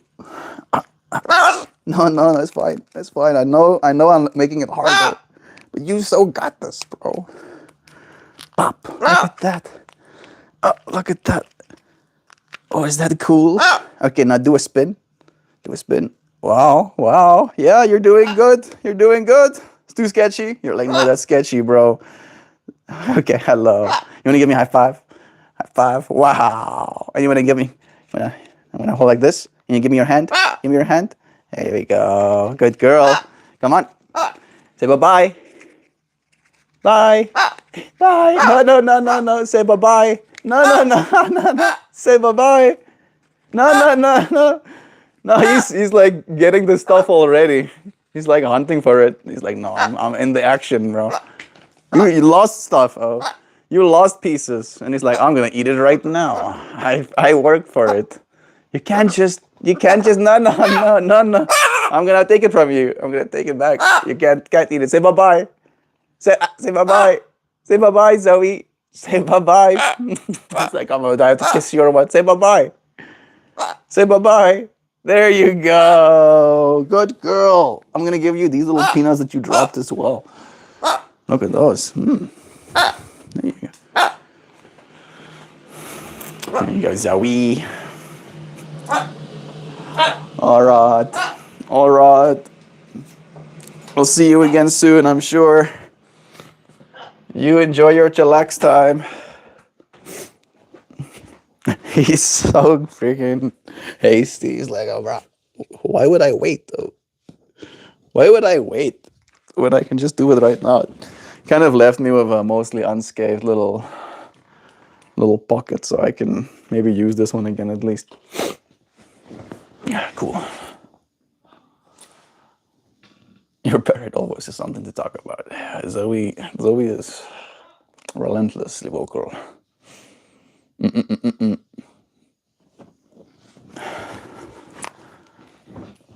me see.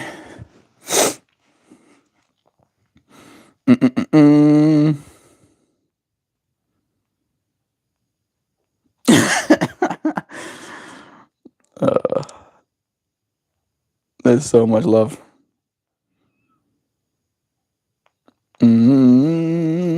Mountains have ears. Lakeside doesn't have to face the music. That's pretty. Does it use vibrational frequencies to bring more burritos into my life? I don't know. Yes. Let me out. I bought this amazing hot sauce in PR and Peru. It's tomato based. I should have bought like 5 more. So spicy and good. We had a tomato based hot sauce at an Ethiopian restaurant yesterday. Really good food, actually. I was pleasantly surprised. Such novel flavors. And it also had a tomato based hot sauce, which was very interesting. Peppery as well, like peppery and tomatoey. You can't order it internationally, Chris. I think the tariffs are over. Whoa, is that true? That's cool. Nice. Zoe, scream Zoe, we're being attacked by the burrito. This one time I went to my sister's for dinner and they ran out of hot sauce for tacos. I said, hold on. I didn't look into it. I shall though. That's a solid username. Stick with that one. It is pretty funny. The hell is going on? We're participating and perpetuating consciousness, I guess. I went into my bag and grabbed my hot sauce. My brother-in-law said, "You carry hot sauce with you?" Yes, for emergencies.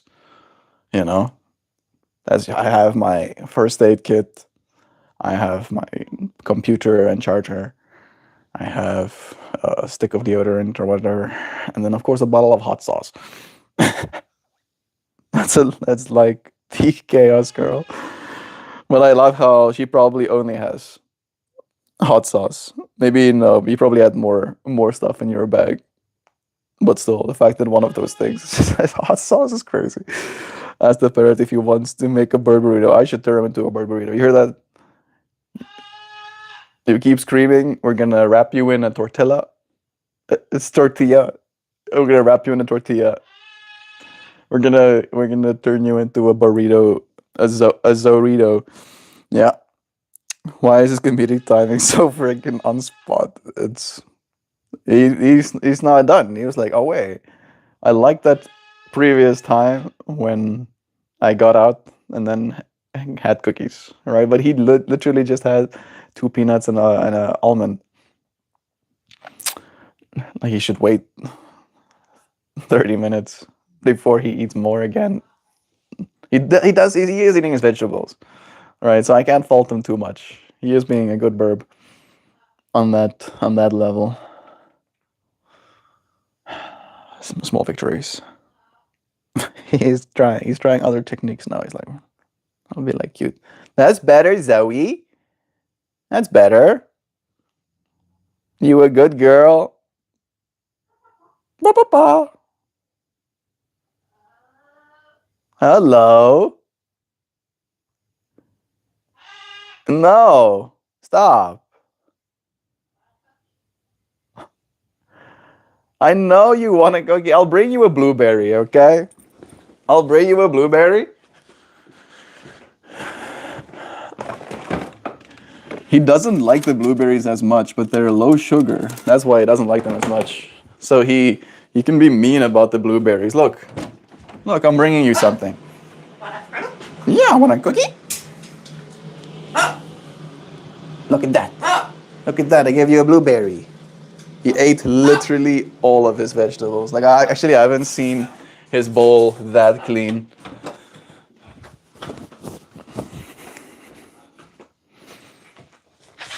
He like when I make his food, he has like peas in them as well, and he doesn't ever eat the peas, and I've like noticed that, and now they're freeze dried, so I crush them when I make his food, and now his balls are like he looked like he licked that bowl.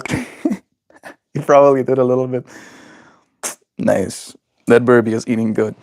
He's actually eating most of his calories, I think, in the morning. Is like, or most of his volume in the morning is vegetables, and then he gets basically like nuts throughout the rest of the day. Oh my goodness, Zoe, American Fat, the adorable. Your parrot always has something to talk about. Good morning, Zoe. Practice delayed gratification. Angry screeches is my favorite Zoe noise. Ask your parrot if he wants to be a bird burrito. I have a melt based spicy space. Isn't there a like a emoji as well that the members have? That's literally melt on a hot sauce bottle. Melt, I don't know. You were half wasp, half praying mantis. Yeah, there's a lot that you don't know about me, I'll say. I can only show you a sliver of the self, all right, in an instance that is shaped by your perception, creating some sort of quantum state that we find ourselves within. Your influence on this space is influenced by me having an influence on your space, us influencing each other's spaces in this moment right now. Zoe influencing our space too. Yeah, for sure. First aid kit in the car and hot sauce. Well, you can't really judge. They needed hot sauce and she had it. It's like, why ask? Why do you carry hot sauce for this exact reason? It's like, yeah. It's like, why would you ask? We needed hot sauce and I had it. This is the exact use case. I am 5 steps ahead of you. Right? The chest of life is being outplayed. The only way you could have been more prepared is like stepping inside with the hot sauce bottle, having it in your back pocket. Why do you have a hot sauce bottle in your back pocket? Uh, it's a pretty anime moment. I like it. Christy indeed summons improvised bean dip. I eat every dinner spicy. You gotta have it. Taco Tuesday and hot sauce talk. The peppers are getting to you. Darren is like, "Mwah, mwah, the peppers, yes." The one I got from Pierre is called Mi Madre, tomato based. Nice. Love is true. Thanks for all of the hot sauce. I had my lamb spicy as well. They had mild and they had spicy, and I asked for it spicy, and it was the right choice. It was a good meal. This is gonna take a moment. I'm gonna disconnect, but I'll reconnect. All right, hold space.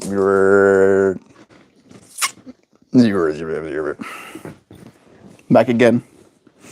Sweet. Now I can show you what our meal looked like.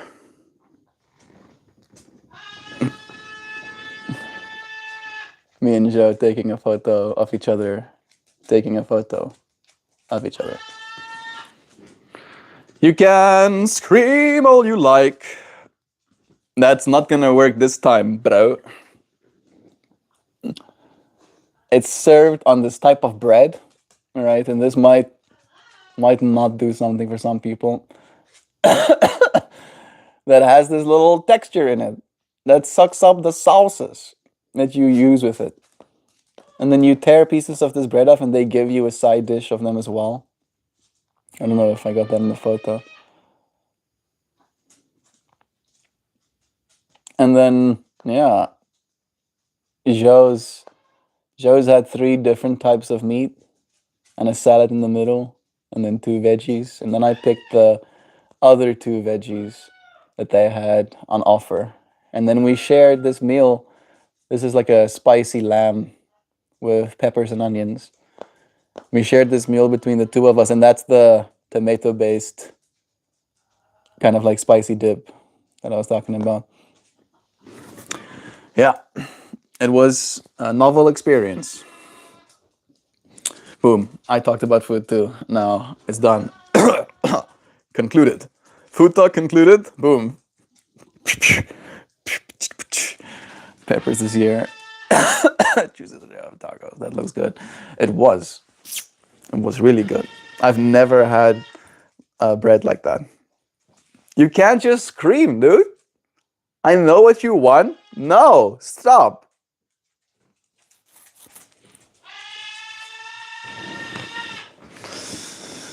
I'm gonna go and have a talk with him.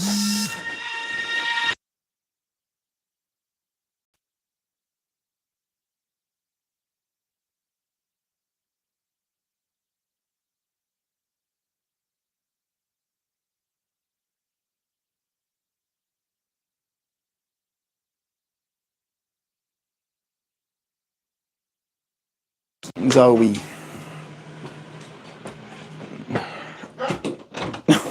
He says, stop.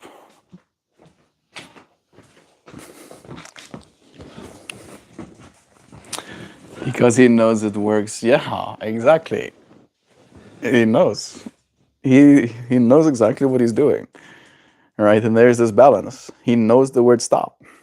He knows. Right? He kept screaming. Like I didn't want to have the microphone on with you next to the. But I stood next to this cage. I was like, stop. Oh. Please. Please have some respect. It looks like it's on Amazon. Nice. Winning. Pretty excited doing the Deli pepper this year. Never heard of it, but it's popular. The datel pepper this year, but it's popular in Florida. Sounds like it's gonna be fun. Do you make hot sauces out of your peppers? If you do, Darren, hit me up, bro.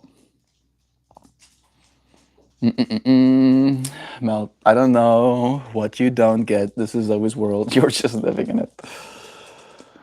Yeah, it's kind of like that sometimes.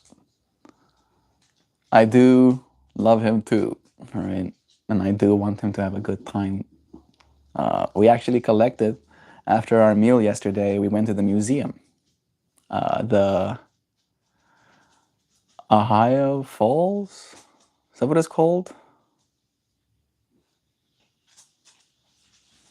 Something like that. I should have paid more attention to the documentary or the educational thing. But it's basically, that's the part that I was really kind of fascinated by.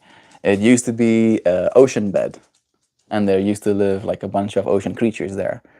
And now the fossils have become embedded in the sandstone, right? Because of all of the layers. And you can so clearly see them. You can like walk out there and just see them on the ground, just a bunch of fossils nobulizing on these pieces of sandstone.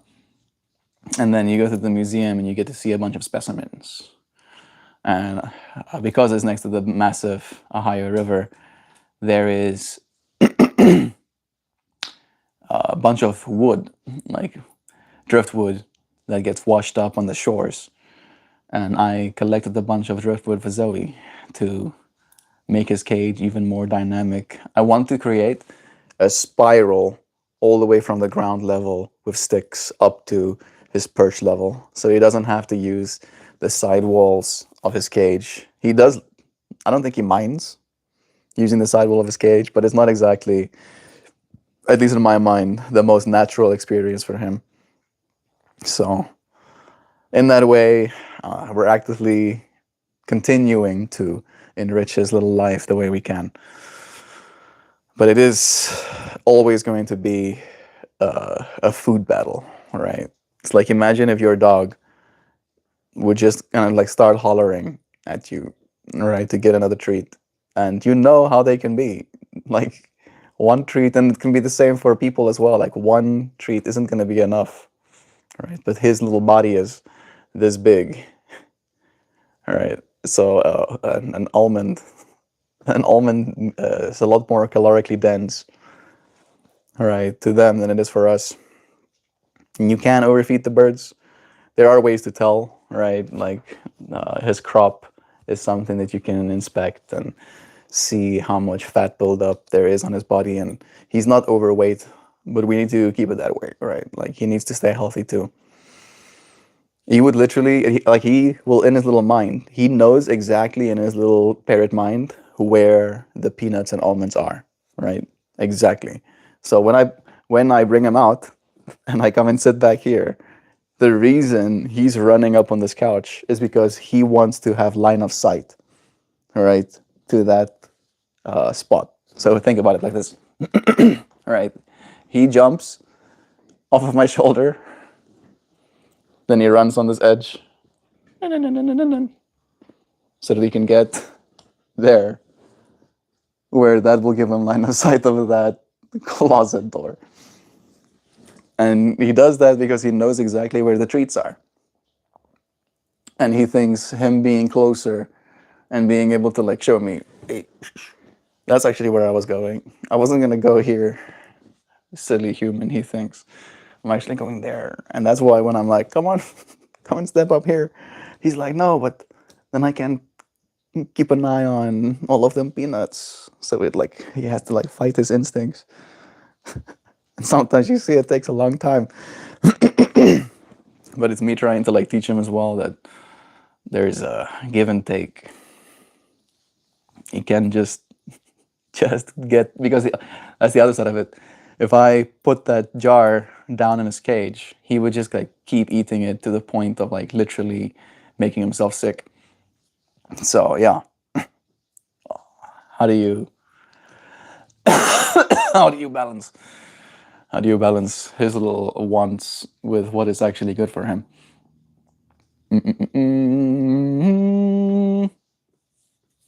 This one time, my dogs were in bed, and it was like 4 a.m. and I just opened the bedroom door and said, "Shut up," and they did. My husband was cracking up in the morning, barking, crying for no reason. Yeah, rough. Yeah, they're rough. Oh wait, I don't know. Parcels are not real. Okay, dude, my girlfriend's cat are the same way. They will not shut up. They want treats all day. Speaking about pets, we add 2 snails and 4 mini shrimps to our tank. That's cute. I named one Norbit and Norbiticus. My son said no. His name is Satan. Mama. Someone said Norbit. Norbit is here is like, what? There's a snail named after you. And your past Greek persona too, Norbiticus. I'm gonna now start calling you Norbiticus. Norbiticus Wienermilk. You started humming Star Wars. That reminded me that you have a good May 4th. Yeah, very good May the 4th, actually. I really enjoyed it. I watched the Star Wars Family Guy movies. I actually enjoyed those, unironically. They were kind of fun. Hello there, your cousins are in my tank. Noodle and his persistent need to go and explore behind the couch. All right, Toasty is right. Wild pop there is Mobbit. I think it was Toasty that said the algorithm is using words. You think Norbit is a? You think Norbit might be a bot? Are you a bot, Norbit? Tell me how many fingers you have. Oh. How many fingers do you have right now? Toasty is right. Oh, geez. I partook in neither franchise and instead watched a Battlestar Galactica. Pretty, fast-paced, politically smart. They honestly do not make them like this anymore. Yeah, it's true. I do still have to watch those, actually. I started watching Battlestar Galactica, but it is like a show from the before times. It's like it feels like our current TV is like, for example, I watched. Don't tell me I'm forgetting the name. I'm actually forgetting the name, bruh. Nice. 11 fingers. Yep, spotted. Problem identified. Just scrolling through, and first thing I saw was my name. That's the universe showing some synchronicities. I do like that actually. No, I think it's real algorithm. Use Christie talking about all of it. Checks out. He was two thumbs on his. He has two thumbs on his left hand. That's what they all say. Battlestar Galactica is pretty good. I'm more of the Star Wars side. I don't really understand how nerds get into these arguments about Star Wars and Star Trek.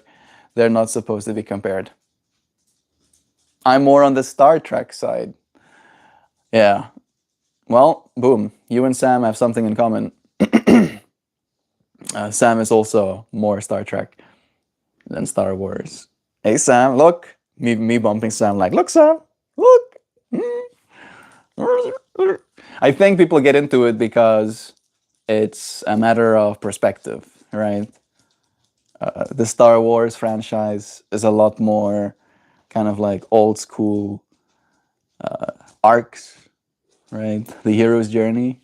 And it's not a bad thing, where Star Trek is a little bit more worldly, right?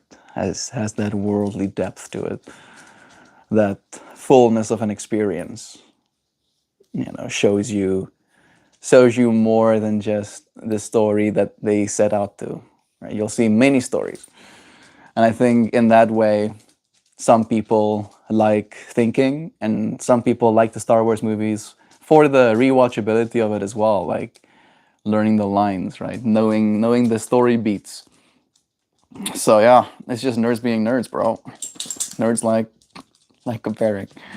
Having two thumbs would be so lit. Having two thumbs on each hand, it would be interesting. Where would it go? Maybe like this.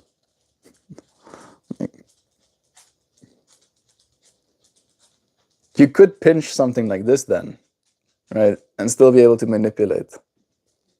That's so strange. Or like this. It's gonna be like that.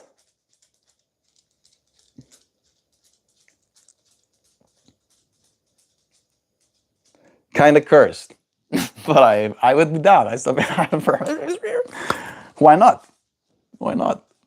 Right? I'm just imagining some sort of peptide. It's like, yeah, here, you can now buy this thing. The Growy extra thummiums. That's what we call the compound. You inject it, and then you Growy and extra thummiums. And you have perfect control over it as soon as it grows, because your body is really quick to adapt. Because one is about lasers and revolution, and one is about political criticism and how we're supposed to love each other. Yeah, I think me and Sam said the same thing, in a way. One on the pinky side, yeah, that's the one that Toast is talking about. How does this make you feel, seeing this?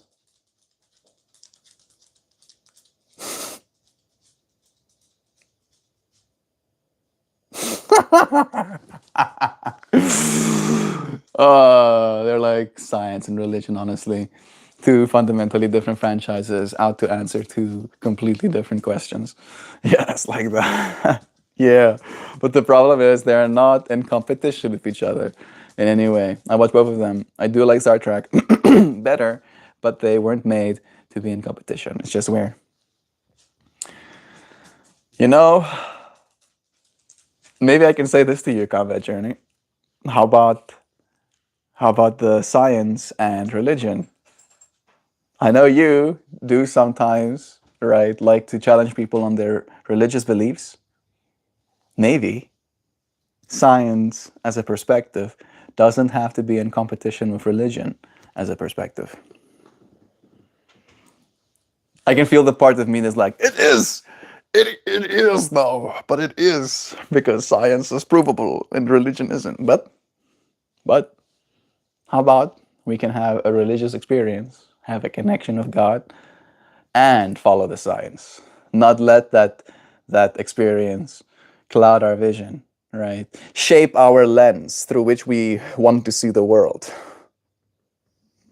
So you know how that can happen yourself, right? And it can be that way for people's love in shows as well. One is science fiction, the other is space fantasy. Yeah. You're right. Very cool. I like that actually. My beef with Star Wars is the magic system isn't poorly explained. And in Shakespeare's fan fiction, and it's Shakespeare's fan fiction trying to pass itself off as an original thought, when it damn well knows otherwise. Yeah, my problem is, my beef is, proceeds to diss. Proceeds to like stomp on. Yes, don't shift your priorities and your mind won't bother you. Tomorrow is gone and yesterday is also gone. I don't think tomorrow is gone. Tomorrow is just unrealized, right? It's like an investment. Tomorrow is like an investment, right? And tomorrow could be gone, right? Your investment could go belly up tomorrow. However, you're putting in the value right now, right? And tomorrow will pay what you have invested. If you're investing in your fitness, if you're investing in your mind, if you're investing in your relationships, if you're investing in your space, the way in which you know you can influence it, you'll get some sort of a return. Tomorrow is an idea. Tomorrow can be a plan too. Tomorrow can be something to hope for. Tomorrow can be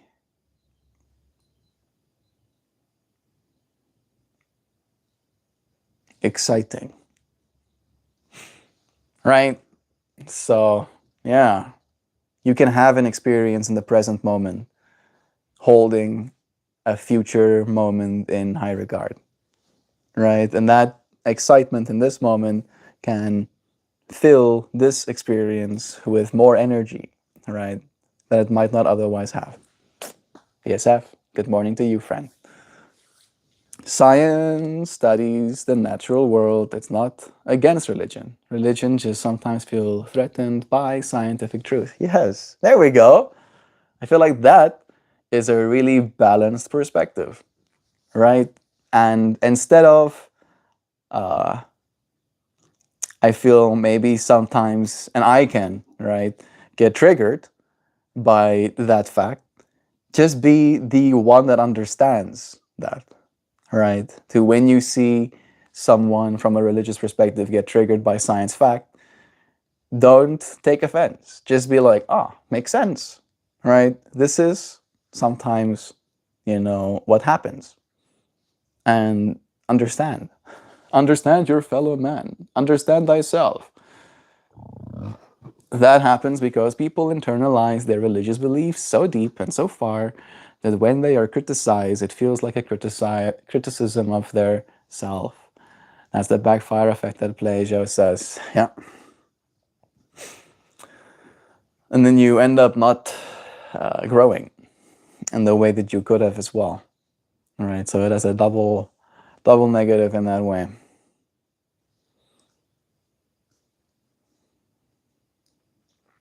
The backfire effect.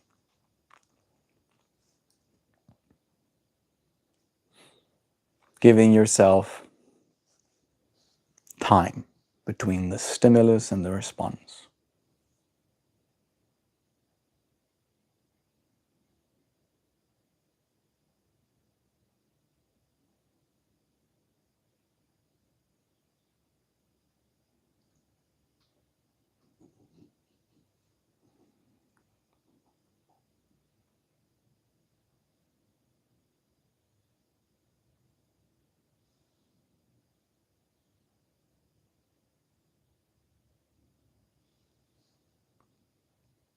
The blame shield boogie. Yeah, I feel you guys on that. I went to a super Christian Baptist church in Alabama. Absolutely hated it. When you say you went to, you mean like that was like your upbringing or just like an experience you went through recently? I went to a church here in Indiana and I I think it was also very Christian and probably Baptist as well. But I didn't hate it, right? It was kind of uh, hard for me to get like totally into it because we were like singing the hymns a little bit. But I did listen to the message, and I think the message was about, right, nothing being really ours, right? That all of it is God's. And I could listen to that message and hear his perspective and still appreciate, the love that he was trying to impart on his community in trying to be more sharing. However, he did in giving people a direction to share towards, made the church the priority, right? If you want to share, right, some of your wealth, share it with us, or, someone in need, or with the church. He did, I'm not even joking, he like said the church, and then he said two other things, and then he said the church again afterwards. And in that way, right, I could kind of like just be with the experience and know that they also need to continue to operate, I guess. And they do good with the money they had as well. Like he was telling us about the school, or is it an orphanage that they built in, I think it was Ethiopia. So in that way, and like one thing that he did actually talk about is how they, as the church, took, I think, $5,000 of the church's money out, and then they gave it to the community, right? They gave community members, $300 each or something like that, and asked them to take that money and go and make it more, and then bring it back the next week. And then after that week, they raised like $32,000 or something like that. Have you seen in a mega church near? This church was like very small. There was no more than 40 people in this church, I think. Right. And they came back, after like taking that $5,000 out of the church, they came back with like $32,000, which was also kind of cool to me. Right. I kind of like felt a sense of like, wow, that's kind of cool. Would be awesome to see how that would continue to happen, right? If we could like extend that kind of fractal to a larger space. Imagine if these mega churches would just give all of their community members $1,000 until they ran out of their millions of dollars that they have in their coffers that they've been collecting tax-free, right? There is definitely a lot of variation out there. The one experience that I've went into wasn't evil. I don't feel like it was evil. It was a little bit structured in a way that I don't think we get necessarily the spiritual experience. But who am I to say? I experience spirituality in a different way than everyone else's does. You watched a horror movie, you're gonna go to hell. It's a sin. Oh wow, nice. Coming from a place of defensiveness begets conflict. An experience, my family broke off and opened our own church. Jeebies. That is wild. I was an atheist until I realized how lame and dumb that is. Okay, I'm happy that you came to the conclusion that there was something better for you, dear friend. A few people from the other church left and came to my uncle's church without looking at the trees, maybe. It's the old George Caltron bit where he said, God is all-powerful and all-knowing and omnipotent, just not good with money. Yeah, I mean, like, we keep building big-ass buildings that we use once a week, all right? And that we don't let people sleep in. Have you seen a mega church? I hated it because they were super racist and ignorant, so we broke off. Yeah, there's so many different ways of being in this world. And I feel like the bigotry kind of play style makes the least sense to me. It's like you were limiting so much of reality for yourself forever, right? You disable your ability to learn from, to grow with, to experience the art of, the the depth within a whole, most of the earth, right? It's like if you could like spec that as a game player, right? It's like, oh yes, I'm going to do the playthrough where I only communicate with the smallest sliver of humanity. All right, that's gonna help. That's gonna perpetuate growth and cultural sensitivity and empathy and compassion for my fellow men. And then I'm like, oh, that's why they do it. They don't want any of those things. Yeah. How was your day yesterday? Weather has been gorgeous here. The weather was actually pretty nice here as well. Beautiful cloud coverage. We didn't get any rain yesterday. It's been nice and cloudy today as well. I'm probably going to do some lawn mowing because the temperature I think is kind of ideal for that too.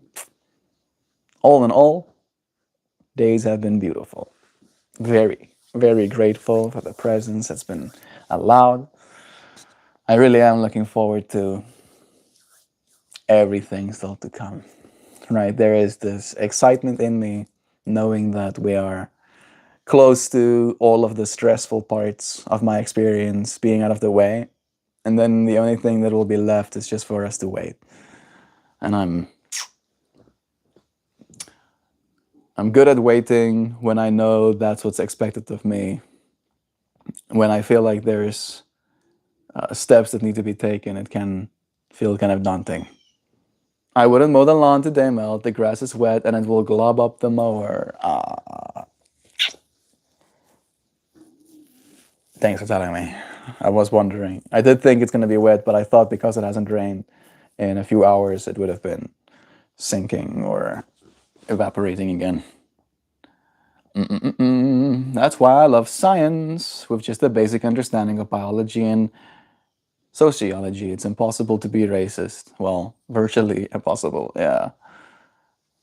Yeah. I think this was an experience in a hospital that I had where was one of my cousins. It wasn't in a hospital. I was donating blood. And I think it was a little black kid with his mom. And this was in Africa, South Africa. And I was giving blood as well. And there was basically this question that he asked me about, you know, like he saw his mom giving blood and then he saw me giving blood. And it was this question of like, would yours work as well? Or, is there a difference? And I go, no, the only difference is the pigmentation of our skin, right? The difference is literally only skin deep. All right. The rest is exactly the same. Right? Same muscles, same bones, same tendons, same brains, right? And it's, as you said, that's the biology understanding for me. And the sociology understanding for me is the depth of experience that arises from knowing more, right? It's like you can only grow the more perspective you have. It can only make you a more vast person, right? And not vast in the big-headed way, vast in the experiential way, right? I feel like it gives you a perspective, like being on a perch, right? Climbing a little mountain, climbing up the ladder, and that perspective is available to everyone, but it has to be explored. You have to go there. You have to go there. You have to go and look. Don't limit yourself. The experiences of the world. It be clear here as well. I'm considering about cleaning the pool for the kids. That's nice. I'm sure they appreciate that. That's true. I noticed Joe and Sam and Dan and Toasty sharing their opinion on specific things related to what Melt is saying. Your hands never stop moving. Is that the methylene blue? I haven't actually taken methylene blue in 2 days. I'm cycling 2 days off. I had 5 days on, now I'm cycling 2 days off. And I think tomorrow I'll take more again. My hands need to keep moving. I see moving hands as an active brain, right? I had this conversation on Sunday with Joe as well. I think yoga found me because I do have so much energy that it needs to be put somewhere. That I will push myself in yoga poses so that I can like explore the edges of my extremes, right? Like find a place to put that energy. It is helpful. But yeah, interesting that you ask. Do you have that experience? Are you taking methylene blue, Dream Tooth? I'm curious. There should probably still be a little bit in my system, right? I don't know how long it takes your system to saturate, but I am going to follow a protocol where I make it hard for my body to adapt. I learn best from doing the work. Same. Melt always playing with the Hasta Banda. You must know. Once you grasp biology, you see humans as the same species, no matter skin color, and interbreeding boosts diversity, actually, reducing the risk of inherited disorders like those from close cousins. Exactly. Yep, genetic depth. There's a word in Afrikaans that goes basterbloed, right? So if two different dogs of different species co-create, a new different puppy, those puppies more often than not are healthier in the long term and live longer than their pure genetic, cousins, to say it in that way. So yeah, it's an interesting little anomaly. Diversity. Diversity does kind of like make us more. But again, it's a matter of like people thinking that they're going to be eradicated. Oh no, oh, I'm gonna disappear. It's like you're still yourself. If you're a white person right now, you're gonna be a white person forever. Because it's not like that. It doesn't work that way, right? It's not like you're suddenly there being more interracial babies. You're gonna stop being your own race. But again, it's a matter of people being scared they're gonna become the minority. That's what it is, right? And if you think about it from the perspective of how certain race been treating minorities, then it's again a projection of your own bias. That's right. Like if we fix the systems as they are, then we wouldn't want to worry about being a minority because even the minorities are taken care of. All right. Can we do that? Yeah, we can. Yes, we can. My YouTube channel passed 710 subscribers. I actually saw that yesterday. Hoop de hoop. That's really good stuff, bro. Congratulations, man. Keep growing, friend. You got this.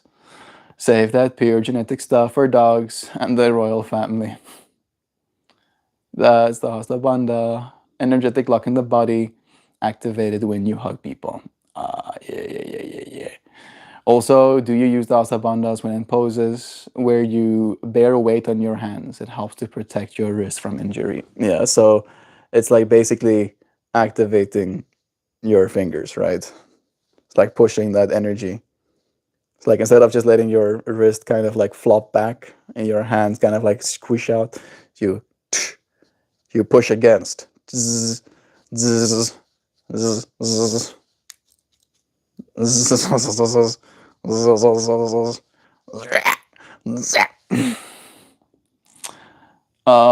race is just a social construct. When once you start studying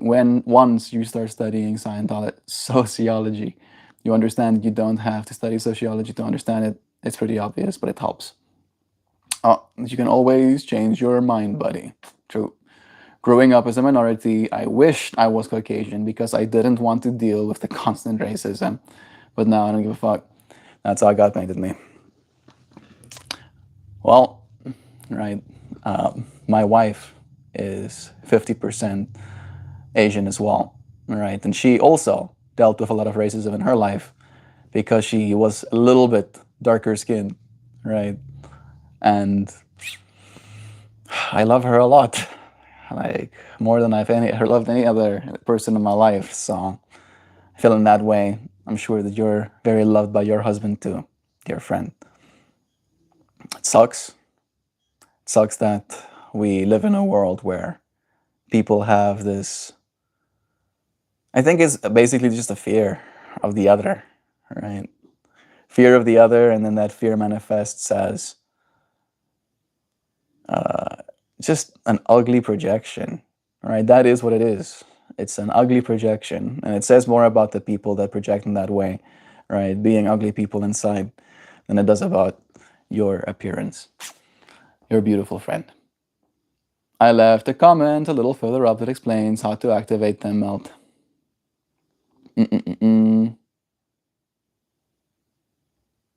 Here we go. Everyone look at the palm of your hand, spread your fingers wide as they can go, like you're trying to pick up a watermelon with one hand, and see the hollow in your hand that formed. That's the Hasta Bandha. Nice. An energy lock in the body. Activated when you hug people.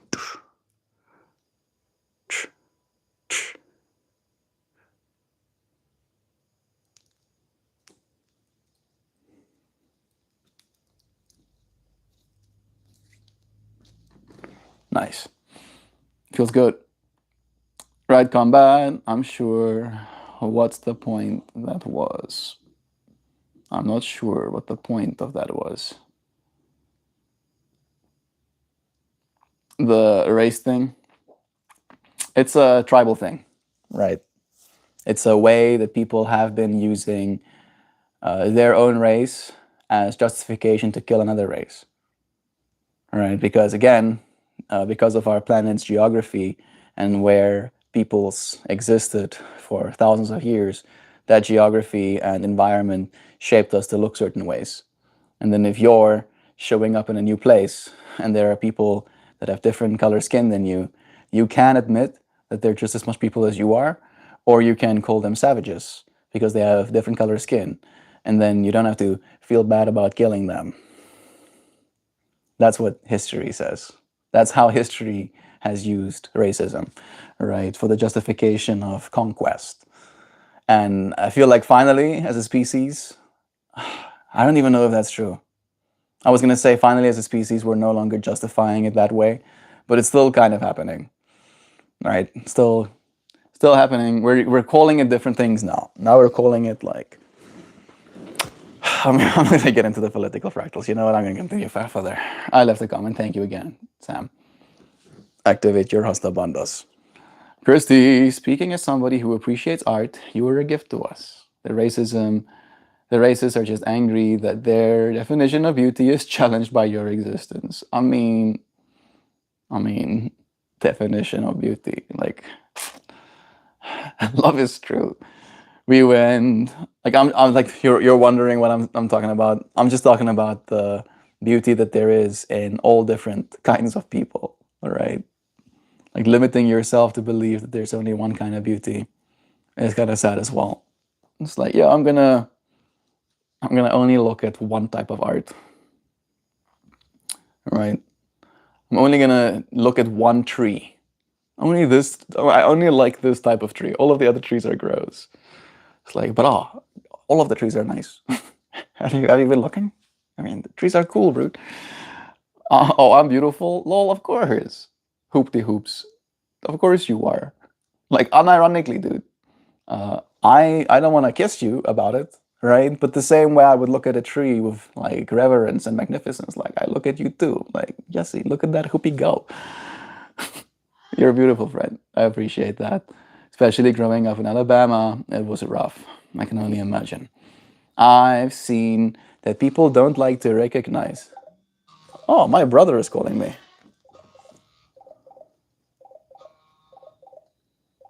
Jesse, this thing is. Hello, my Buddha. We like it also. Goed dank jezelf, man. Nou, kom man. I Wil could- jij, voordat ik aan u praat, Ek het nou try die tyd uitwerk, om te kyk of dit nie nou weer middernag of wat is nie, maar het lyk is nou redelijk in die middel van die dag. Ja, dis waar. Dis nou amper 12 uur.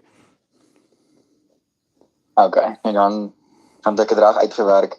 Want ek wou al 2 weke terug, 3 weke terug al gebel het, bietjie te hoor gaan het. En elke keer dink ek, nee, Jesus, wat is die tyd nou? Spang ek bel in die middel van die nag wakker en dan die oggend is dit so besig en Ja. so. Dis hoe dit vir my ook is, dieselfde manier om waar vir my is dit actually soos jy sê, waar wanneer dit my laatmiddag is, wanneer ek nou amper soos alles gedoen het en tyd het er is, dan is dit middernag vir jou, ja, en ek kan jy nie dan bel nie. Ja. Dis lekker om jou stem te hoor my boeta. Ek laat jou weet net omdat ek wil hê jy moet weet, ek is op my stream op hierdie stadium, maar ek is meer as bereid om met die geselskap met jou te hê nog steeds. Nee, gaan dan net aan. Dis raar. As jy klaar is. Ek bedoel ons praat Afrikaans, so die meeste van die mense gaan nie eers verstaan wat ons mekaar sê nie. So dit kan soos 'n secret geselskap wees. Jy weet, hulle kan 'n bietjie wonder waaroor ek praat. Ek gee die alagie op nie. Ja. Soos ek wil net hê jy moet weet. Nee, ek kan 'n bietjie hoor jy gaan net daar so. Wat maak jy alles? Ek wou lankal met jou gepraat het, maar ja. Ja, so ons het nou letterlik gister het ek my mediese ding gaan doen. So dis nou die laaste stuk papierwerk wat ek nodig het voordat ek al my papierwerk gaan instuur en dan gaan ek 'n groen kaart kan kry. Ons is nou offisieel getroud. Dit is 'n baie mooi seremonie gewees, lekker gewees. Ons het hierdie familie Sondag gehad.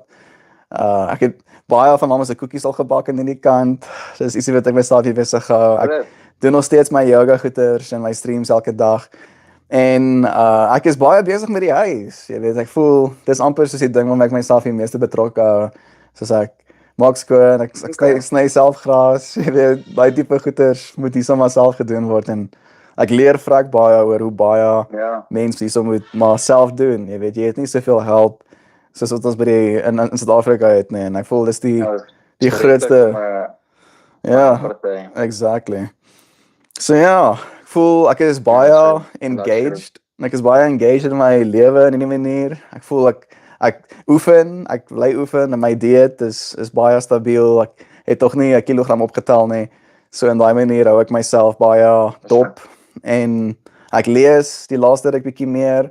Voel ook lekker om dit te doen. En ek en jou is maar net baie amper soos betrokke en mekaar help groei. Jy weet, ek voel ek het al klaar meer begin besef oor my patrone wat ek, jy weet, amper soos gedisplay het op ons vakansie en hoe, jy weet, omdat sy anders as familie is, amper soos selfgekiesde familie is, voel dit vir my baie meer sterk of streng dat ek moet sekere patrone breek as ek actually wil gelukkig wees saam met ander mense in my lewe. En ek voel ek groei so en ek sien uit om terug huis te kom en saam met julle te wees as 'n beter mens ook. Ja, dis goed man, ek is bly daaroor. Ja, ek en Annelies dieselfde gesprek nou gehad. Ek meen dit is normaal om vas te sit oor sekere goed. Jy kom uit 2 verskillende huise uit met verskillende goed. Jy's twee verskillende geslagte. Ek meen daar's klomp goed wat verskil. So dis normaal om koppe te stamp oor sekere goed, maar dan net al wat jy van dit maak oor wat na dit gebeur, hoe jy dit hanteer en hoe jy dit oplos, die probleem en so aan. So ja, ek dink dis lekker. Ek neem aan jy het seker ook al koppe gestamp oor sekere goed. Ja. Maar vir ons ook Annelies, ons het nou 'n beter verhouding as ons gehad het voor ons getrou het. Right. So So my en Javan ook so actually. dis lekker. Dis regtig mooi om dit te sien. Ja. Soos jy besef dat jy regtig bereid is om my werk te doen ook en dit maak jou voel as hoop, jy weet, soos vir jouself om nog meer te groei ook en meer te word in daai verhouding. Ja, exactly, ja. Nou, gaan dit met jou my boeta? Gaan dit goed by die werk? Nee, dit is goed. Dit gaan baie goed. Ons is lekker bedrywig nou weer. Dit was 'n bietjie 'n stil tyd gewees sodat terug. Nie stil soos ons het nie werk gehad nie. Ons het net nie goed verkoop gekry nie. Dit was die ekonomie in sy glorie. Ja. So ons 'n bietjie gesukkel ruk terug, maar dit is nou dan 'n paar goed verkoop. So ons is lekker bedrywig met dit. Dankbaar daarvoor. En ja, ons is nou volgende week Nampo. So ons is besig met Nampo voorbereiding. En Ja, maar klomp dinge Ja. aan die gang. Jy was laas jaar was jy eerste Nampo gewees wat jy moes gepresent het. So gaan jy bietjie meer van 'n rol vat hierdie keer weer. Nee, ek het al eintlik vanaf die tweede Nampo het ek vol beheer gevat oor alles. Ah, So dis nou my derde Nampo wat ek eintlik meer kontrole vat. ja. Sien jy daarvoor? Ja, ek moet vir jou sê, ek het opgesien daarvoor, want dit is baie werk en dit voel vir my die return daarvan is nie dalk altyd die moeite werd nie. Ja. Want ja, die kans dat jy dadelik 'n seil kry of so aan is skaars. Maar ja, ek het die jaar voor laas 3 millions verkoop uit Nampo uit. Jy sien. So Ja, want sekere So, mense, dis tog- hulle weet dalk nie as daai masjien bestaan nie en dat hulle dit sal wil hê nie. En soos ons ekonomie nou gaan, jy weet, baie van die ou meule is seker nog, jy weet, combustion powered en julle is alles elektries, nê. So dis ook 'n groot insentief vir mense om actually seker masjiene te kry want meer en meer mense sit nou self daarop in batterye. So waar sit jy die ekstra energie as jou batterye gecharge is? ja, nee, so al die melons is nog altyd eintlik maar elektries. Baie meer efficient as die ouer melons. Yes. So ja, dit is ons plant kan jy actually van suider af hardloop ten volle waar ander ouens dis dit eintlik heel onmoontlik van suider af te hardloop. So Verkoop jy dit Ja, so by opsig. Nampo? So vertel jy vir mense dit. Ja. Ja, Ja, is cool. Ja. die elektrisiteit wat jy koste wat jy spaar op dit is astronomies vir jou overhead. So as jy Ja, as jy dan nie loop nie, maak jy nie geld nie. dis waar. Ja, Elke sekonde wat hy loop en meer verbruik, verloor jy meer geld. So ja, dis so. As jy ry daai edge heeltyd en so nee. ja, is goed Ja, om te ek hoor. het gesê het Yes. weet ek of ek al gesê het, nie, maar ons het na ons honeymoon dus teruggekom en toe het ons eintlik gesoek vir 'n mall. Toe kom ons by 'n mall uit, toe lyk dit soos 'n simpel mall. En toe soek ons vir 'n ander mall, toe sê ek vir Annelies, hoor vir ons 'n ander mall kry en ek keer soek vir 'n BYD want ek wil daai bakkie gaan toets bestuur. Aha. En letterlik is daar soos 'n BYD dealer 3 kilos van ons af. Toe gaan ons sien toe ry ons daai bakkie, daai Shark 6 Aha. en Sê warm. ja, toe het ek hom gekoop. What? Is jy ernstig? Ja, Jack. Ja, Jack. Flip it. Ek wil net sê, sure. Sommer once, soos ja, ek het hom een keer gery en hom gekoop. Maar ek het regtig gery. Maar ek ry vrek lekker. Ek wou sê, soos jy wil hom seker koop. Dis hoekom jy het gesê het. Ek wou hom koop, maar sy paaiement is R20,000 'n maand. So Ja, nee, dis nog bietjie wild. ja, dit is bietjie styf.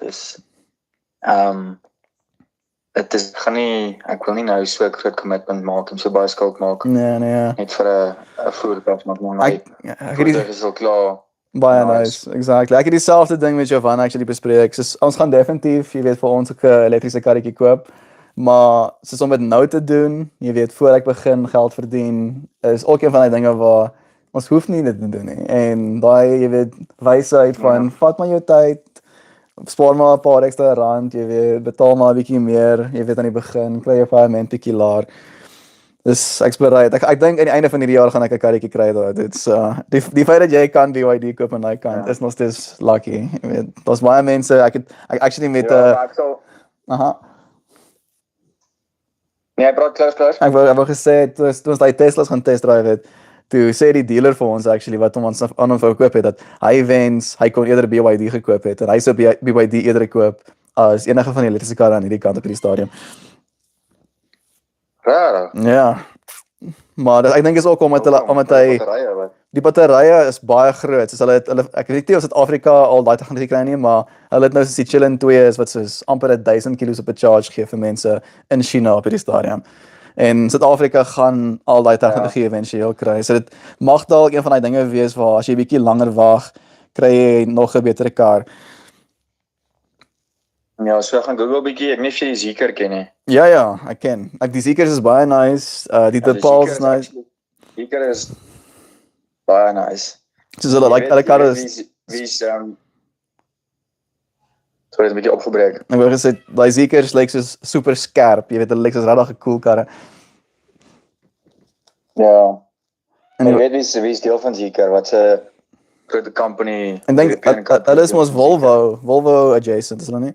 Ja, Ja. ja. Dit is ook nog vir my cool. En hulle gaan Dis 'n beskikbaar goeie wees backing. en hulle gaan baie goedkoop raak nou binne die volgende 5 jaar in Suid-Afrika want daar gaan so baie kompetisie inkom. So ry jou kar vir nog 2 jaar, 3 jaar en dan gaan jy baie opsies hê. Ja. Ek het nou nie weer gekyk het nou as die Zeker cruiser something, Zeker en dan iets is dit. Maar dit is nogal iets nou. Ek sê 'n ding wat kan verby voor. Dis my grootste prioriteit, né? Jy weet jy gaan ry met hom in die wild. Ek check nou die Zeker cruiser uit. Nee, is nie reg die ene nie. Nie reg nie. Ek sal 'n bietjie sy naam gaan soek, maar Ja, wel ek dink van elektries is hulle is gewoonlik voorby voor. As jy van net die deal motors kry. Ja. Ek dink ek dink dis eintlik die Geely, is nie Zeker nie. Geely is nice ook. Die Geely Galaxy Cruiser. Dis die regte een. Check hom nou. Dit is wel cool actually. I like flipping like amper soos 'n GP. Yes. Dis baie mooi. So dis wat ek stap lank storing. Hy lyk mean, dude. Hy lyk regtig nice. Hy liggies lyk amper as uit sulke ringe wat ingaan. Hierdie gaan chop like in persoon, dude. Love it. Ja. Wat kos hulle? Ja, so. Nee, dis nog in Suid-Afrika nie. Nog nie. Maar hulle sê hulle kom. Ja, einde van die jaar. Ja. Wel, ek bedoel, hierdie gaan dis cool opsies. Dit is kom ek sê in die tyd wat ek weer terug Suid-Afrika toe kom, gaan daar 10 so baie karre op die tweedehandse mark wees dat ek gaan sukkel om te kies. Exactly. En die groot ding wat vir my uitstaan van daai ene is 'n PHEV. So hy het obviously elektriese engine vir as jy al ver ry. Maar hy het 'n 70 kWh battery in. So 350 km electric only plus 'n petrol engine. Ja, wat jy dan langer afstand ry. Soos generator ek het in en Yes, ja. Ja, maar ek het so baie die bietjie die konsep mis verkeerd verstaan. Ek het gedink die BYD wat ook 'n generator in het mos is glad nie gekoppel op die wiele nie. Maar klink my hy is bietjie. Ja, van hulle is. Afrika het uit 'n ja, soos die Shark het 'n clutch in en hy trek weg en alles op vol elektries. Maar as hy op spoed is, dan werk hy amper soos 'n CVT clutch in die binnekant. Dan koppel die engine direk op die drivetrain.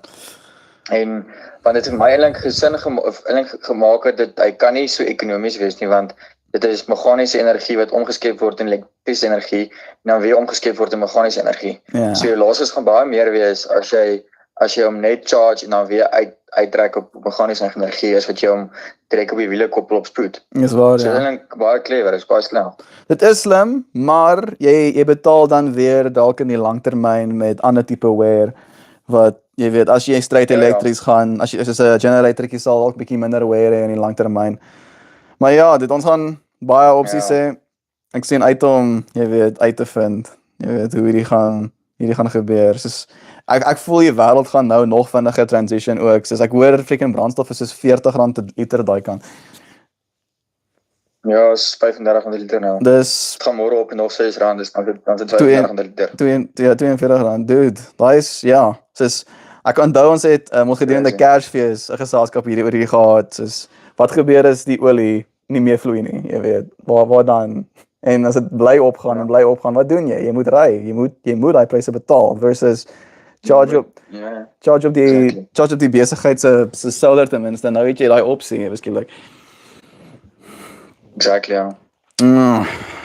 Wel, ek is bly het gaan gebeur. Pappa is ook besig om te kyk na elektries. So dit is ek dink die mense is meer lus daarvoor nie. Dit R40 per liter is letterlik krimineel.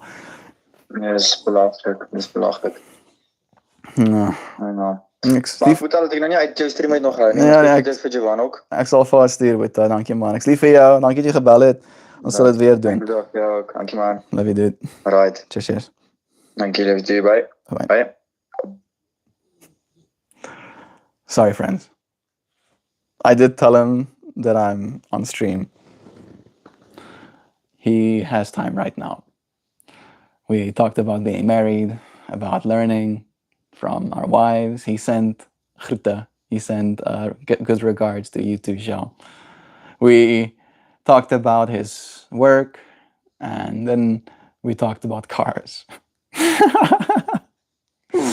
Because that's what you do with your Afrikaans brother, and Afrikaans dad, and Afrikaans other brother, and Afrikaans cousins and uncles. You talk about cars.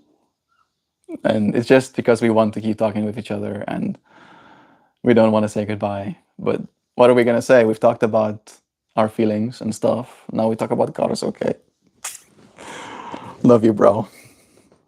It was nice having you here with me. Thank you, friends, for holding the space. I'm sorry for not being as considerate as I could be. I hope you like Afrikaans. I hope it sounds interesting. Unknowingly being answered on speakerphone and captured forever on public live stream in an intimate conversation that he thinks is private. Nope. I told him at the start of the conversation that he was on a live stream.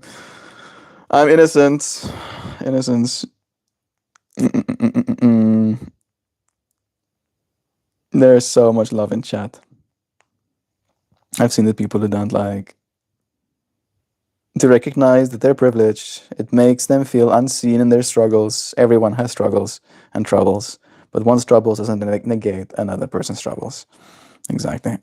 Yeah, it made sense to be scared of each other because before we knew one another, they were different, they looked different, they were new, it was scary. I get it, but now it's just leftover stuff. Yep. People look at it from a long time ago thing, and it wasn't. My great grandma remembered having a black nanny who took her on walks down the road past the prison workers being worked on the road, breaking rocks on the road. It's wild. It's mostly taught today. That's the problem. I mean, this isn't the case at all.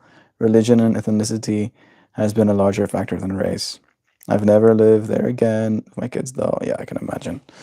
Not enough time or words, but I definitely it's still happening now.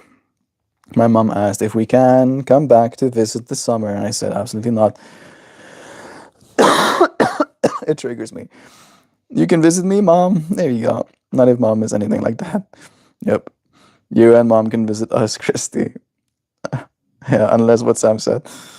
What else is cool to melt? I find very few things not cool, right? So there's a lot of cool things. I'm still curious if you take methylene blue, Hoopy. I agree with you, brother, on this topic. We went last summer and then we crossed the state line. Had a panic attack and called Dan to calm me down. Had to pull over to just breathe, so nope. Yeah. Someone in the space may give themselves a complex for it. Poor bro. Love is true. At least we don't understand it. It's nice hearing another language. There we go. I'm happy to hear that, Christy. I always get irritated when someone puts me on speaker without telling me. I did tell him. I told him instantly. I told him. I told him he was on stream. I feel like I'm like defending myself. I'm being defensive. I told him, okay, I promise. I have kids. So I tell Dan when he calls me, you're on speaker because I'm driving. He could have mentioned it. Do you know something I don't? I did mention it, Darren. I did mention it. But none of you understand Afrikaans, so you didn't hear me say it. I did use the word stream. You should have gotten that one at least. I'm on speaker. I'm like, no. Every tribe, one ruler among them. Same. I like transparency. It builds trust. Full transparency, Joe. I shared the pic of me drawing of MeltMore on my friends. I really enjoyed it. Artistic. That's cute. The praying mantis one, right? Yeah, I never let my kids hear my personal conversations or anyone really. AirPods on deck. Yeah, I did tell him that it could be like our little secret conversation because most of you friends don't understand Afrikaans.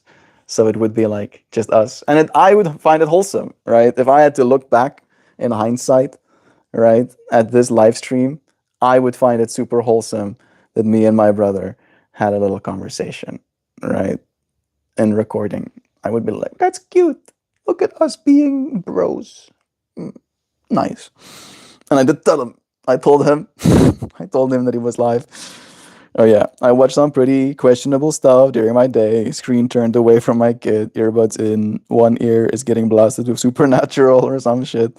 One gets Miss Rachel.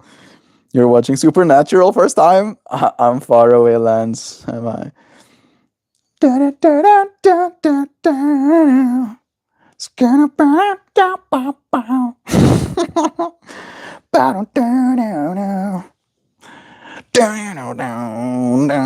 If you know, you know. I watched all of the Supernatural up until I think season 7 or 9 or something. I lost so much when they killed the prophet. What was his name? Was it Alex? They killed Alex. Man, it hurt me, bro. Hurt my heart. You should know the bliss that is me. All right, y'all. I'm a dip. I'm gonna talk to you tomorrow. Love to you, Christy. Thank you for joining us. You made it. No hoop for like the millionth time. I'm a big comfort rewatcher. Are you keeping busy? I have a new deep dive Ishaki called Helmo. Nice.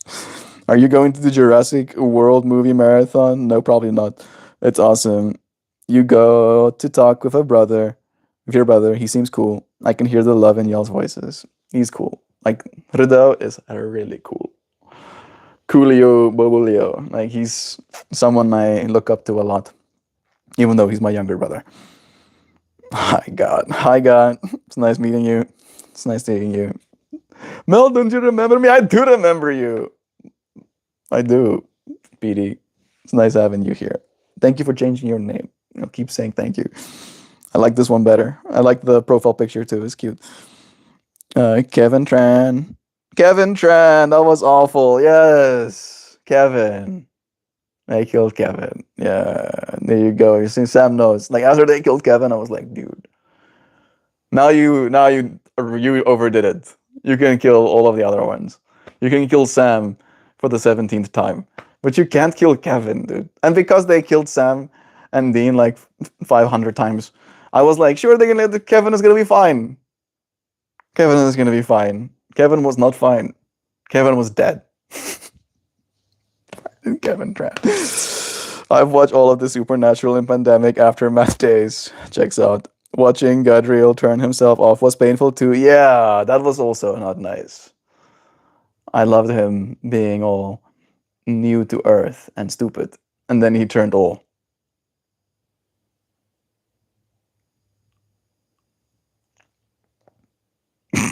You know what I mean?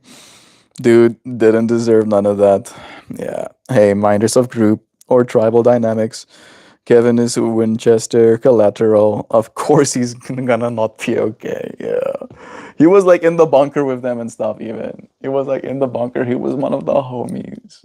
I wanted him to be like one of the homies forever. Dead. Dies. Just dies. So like I feel unspectacularly. I can't even remember who killed him. Was it Crowley? I can't even. Who was it? No, we didn't. Usually in dramatic shows like that, no one is ever safe. It's true. Yeah. Everybody dies. Everybody gonna die. All right. It's time. Joe is gonna be home. It's lunch, and I have to get ready for her to be back. Somebody tell me to stop.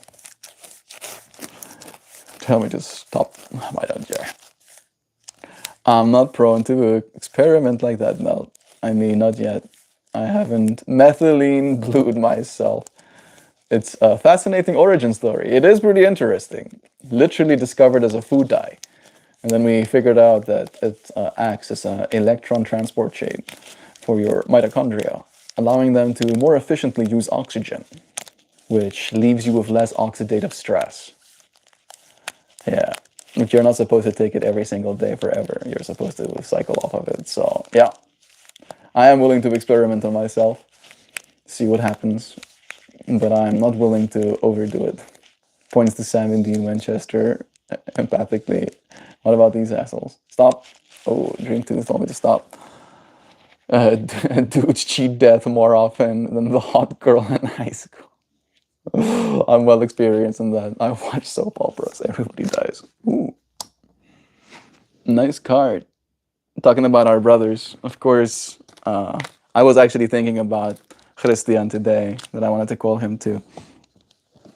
And then we pull his card, and here he be.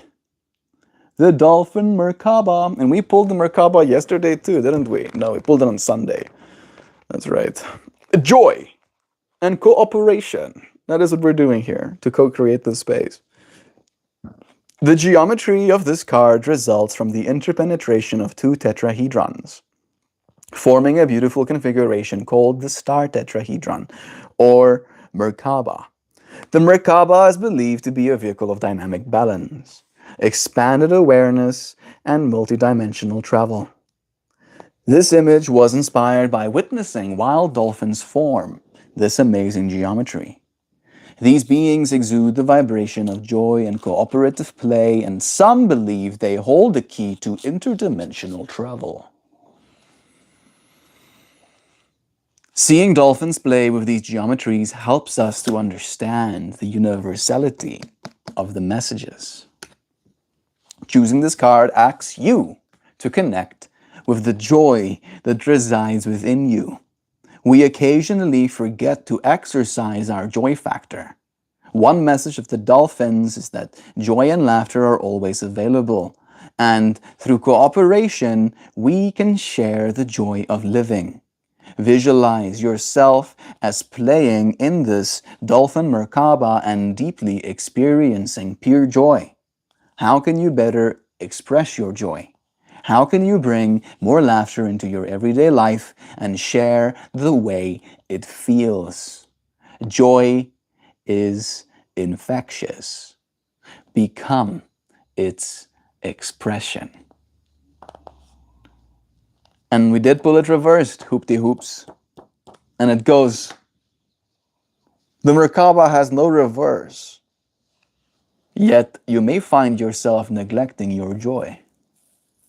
Use the dolphin Merkaba as a reminder to smile and remember your joy. It'd be raining out there. I'm gonna check if Joe is close. I'm gonna go and get the umbrella ready for her. I appreciate you friends for joining me, for pulling a card. I hope you have a good day. It's gonna be good now. I'll see you again soon, friends.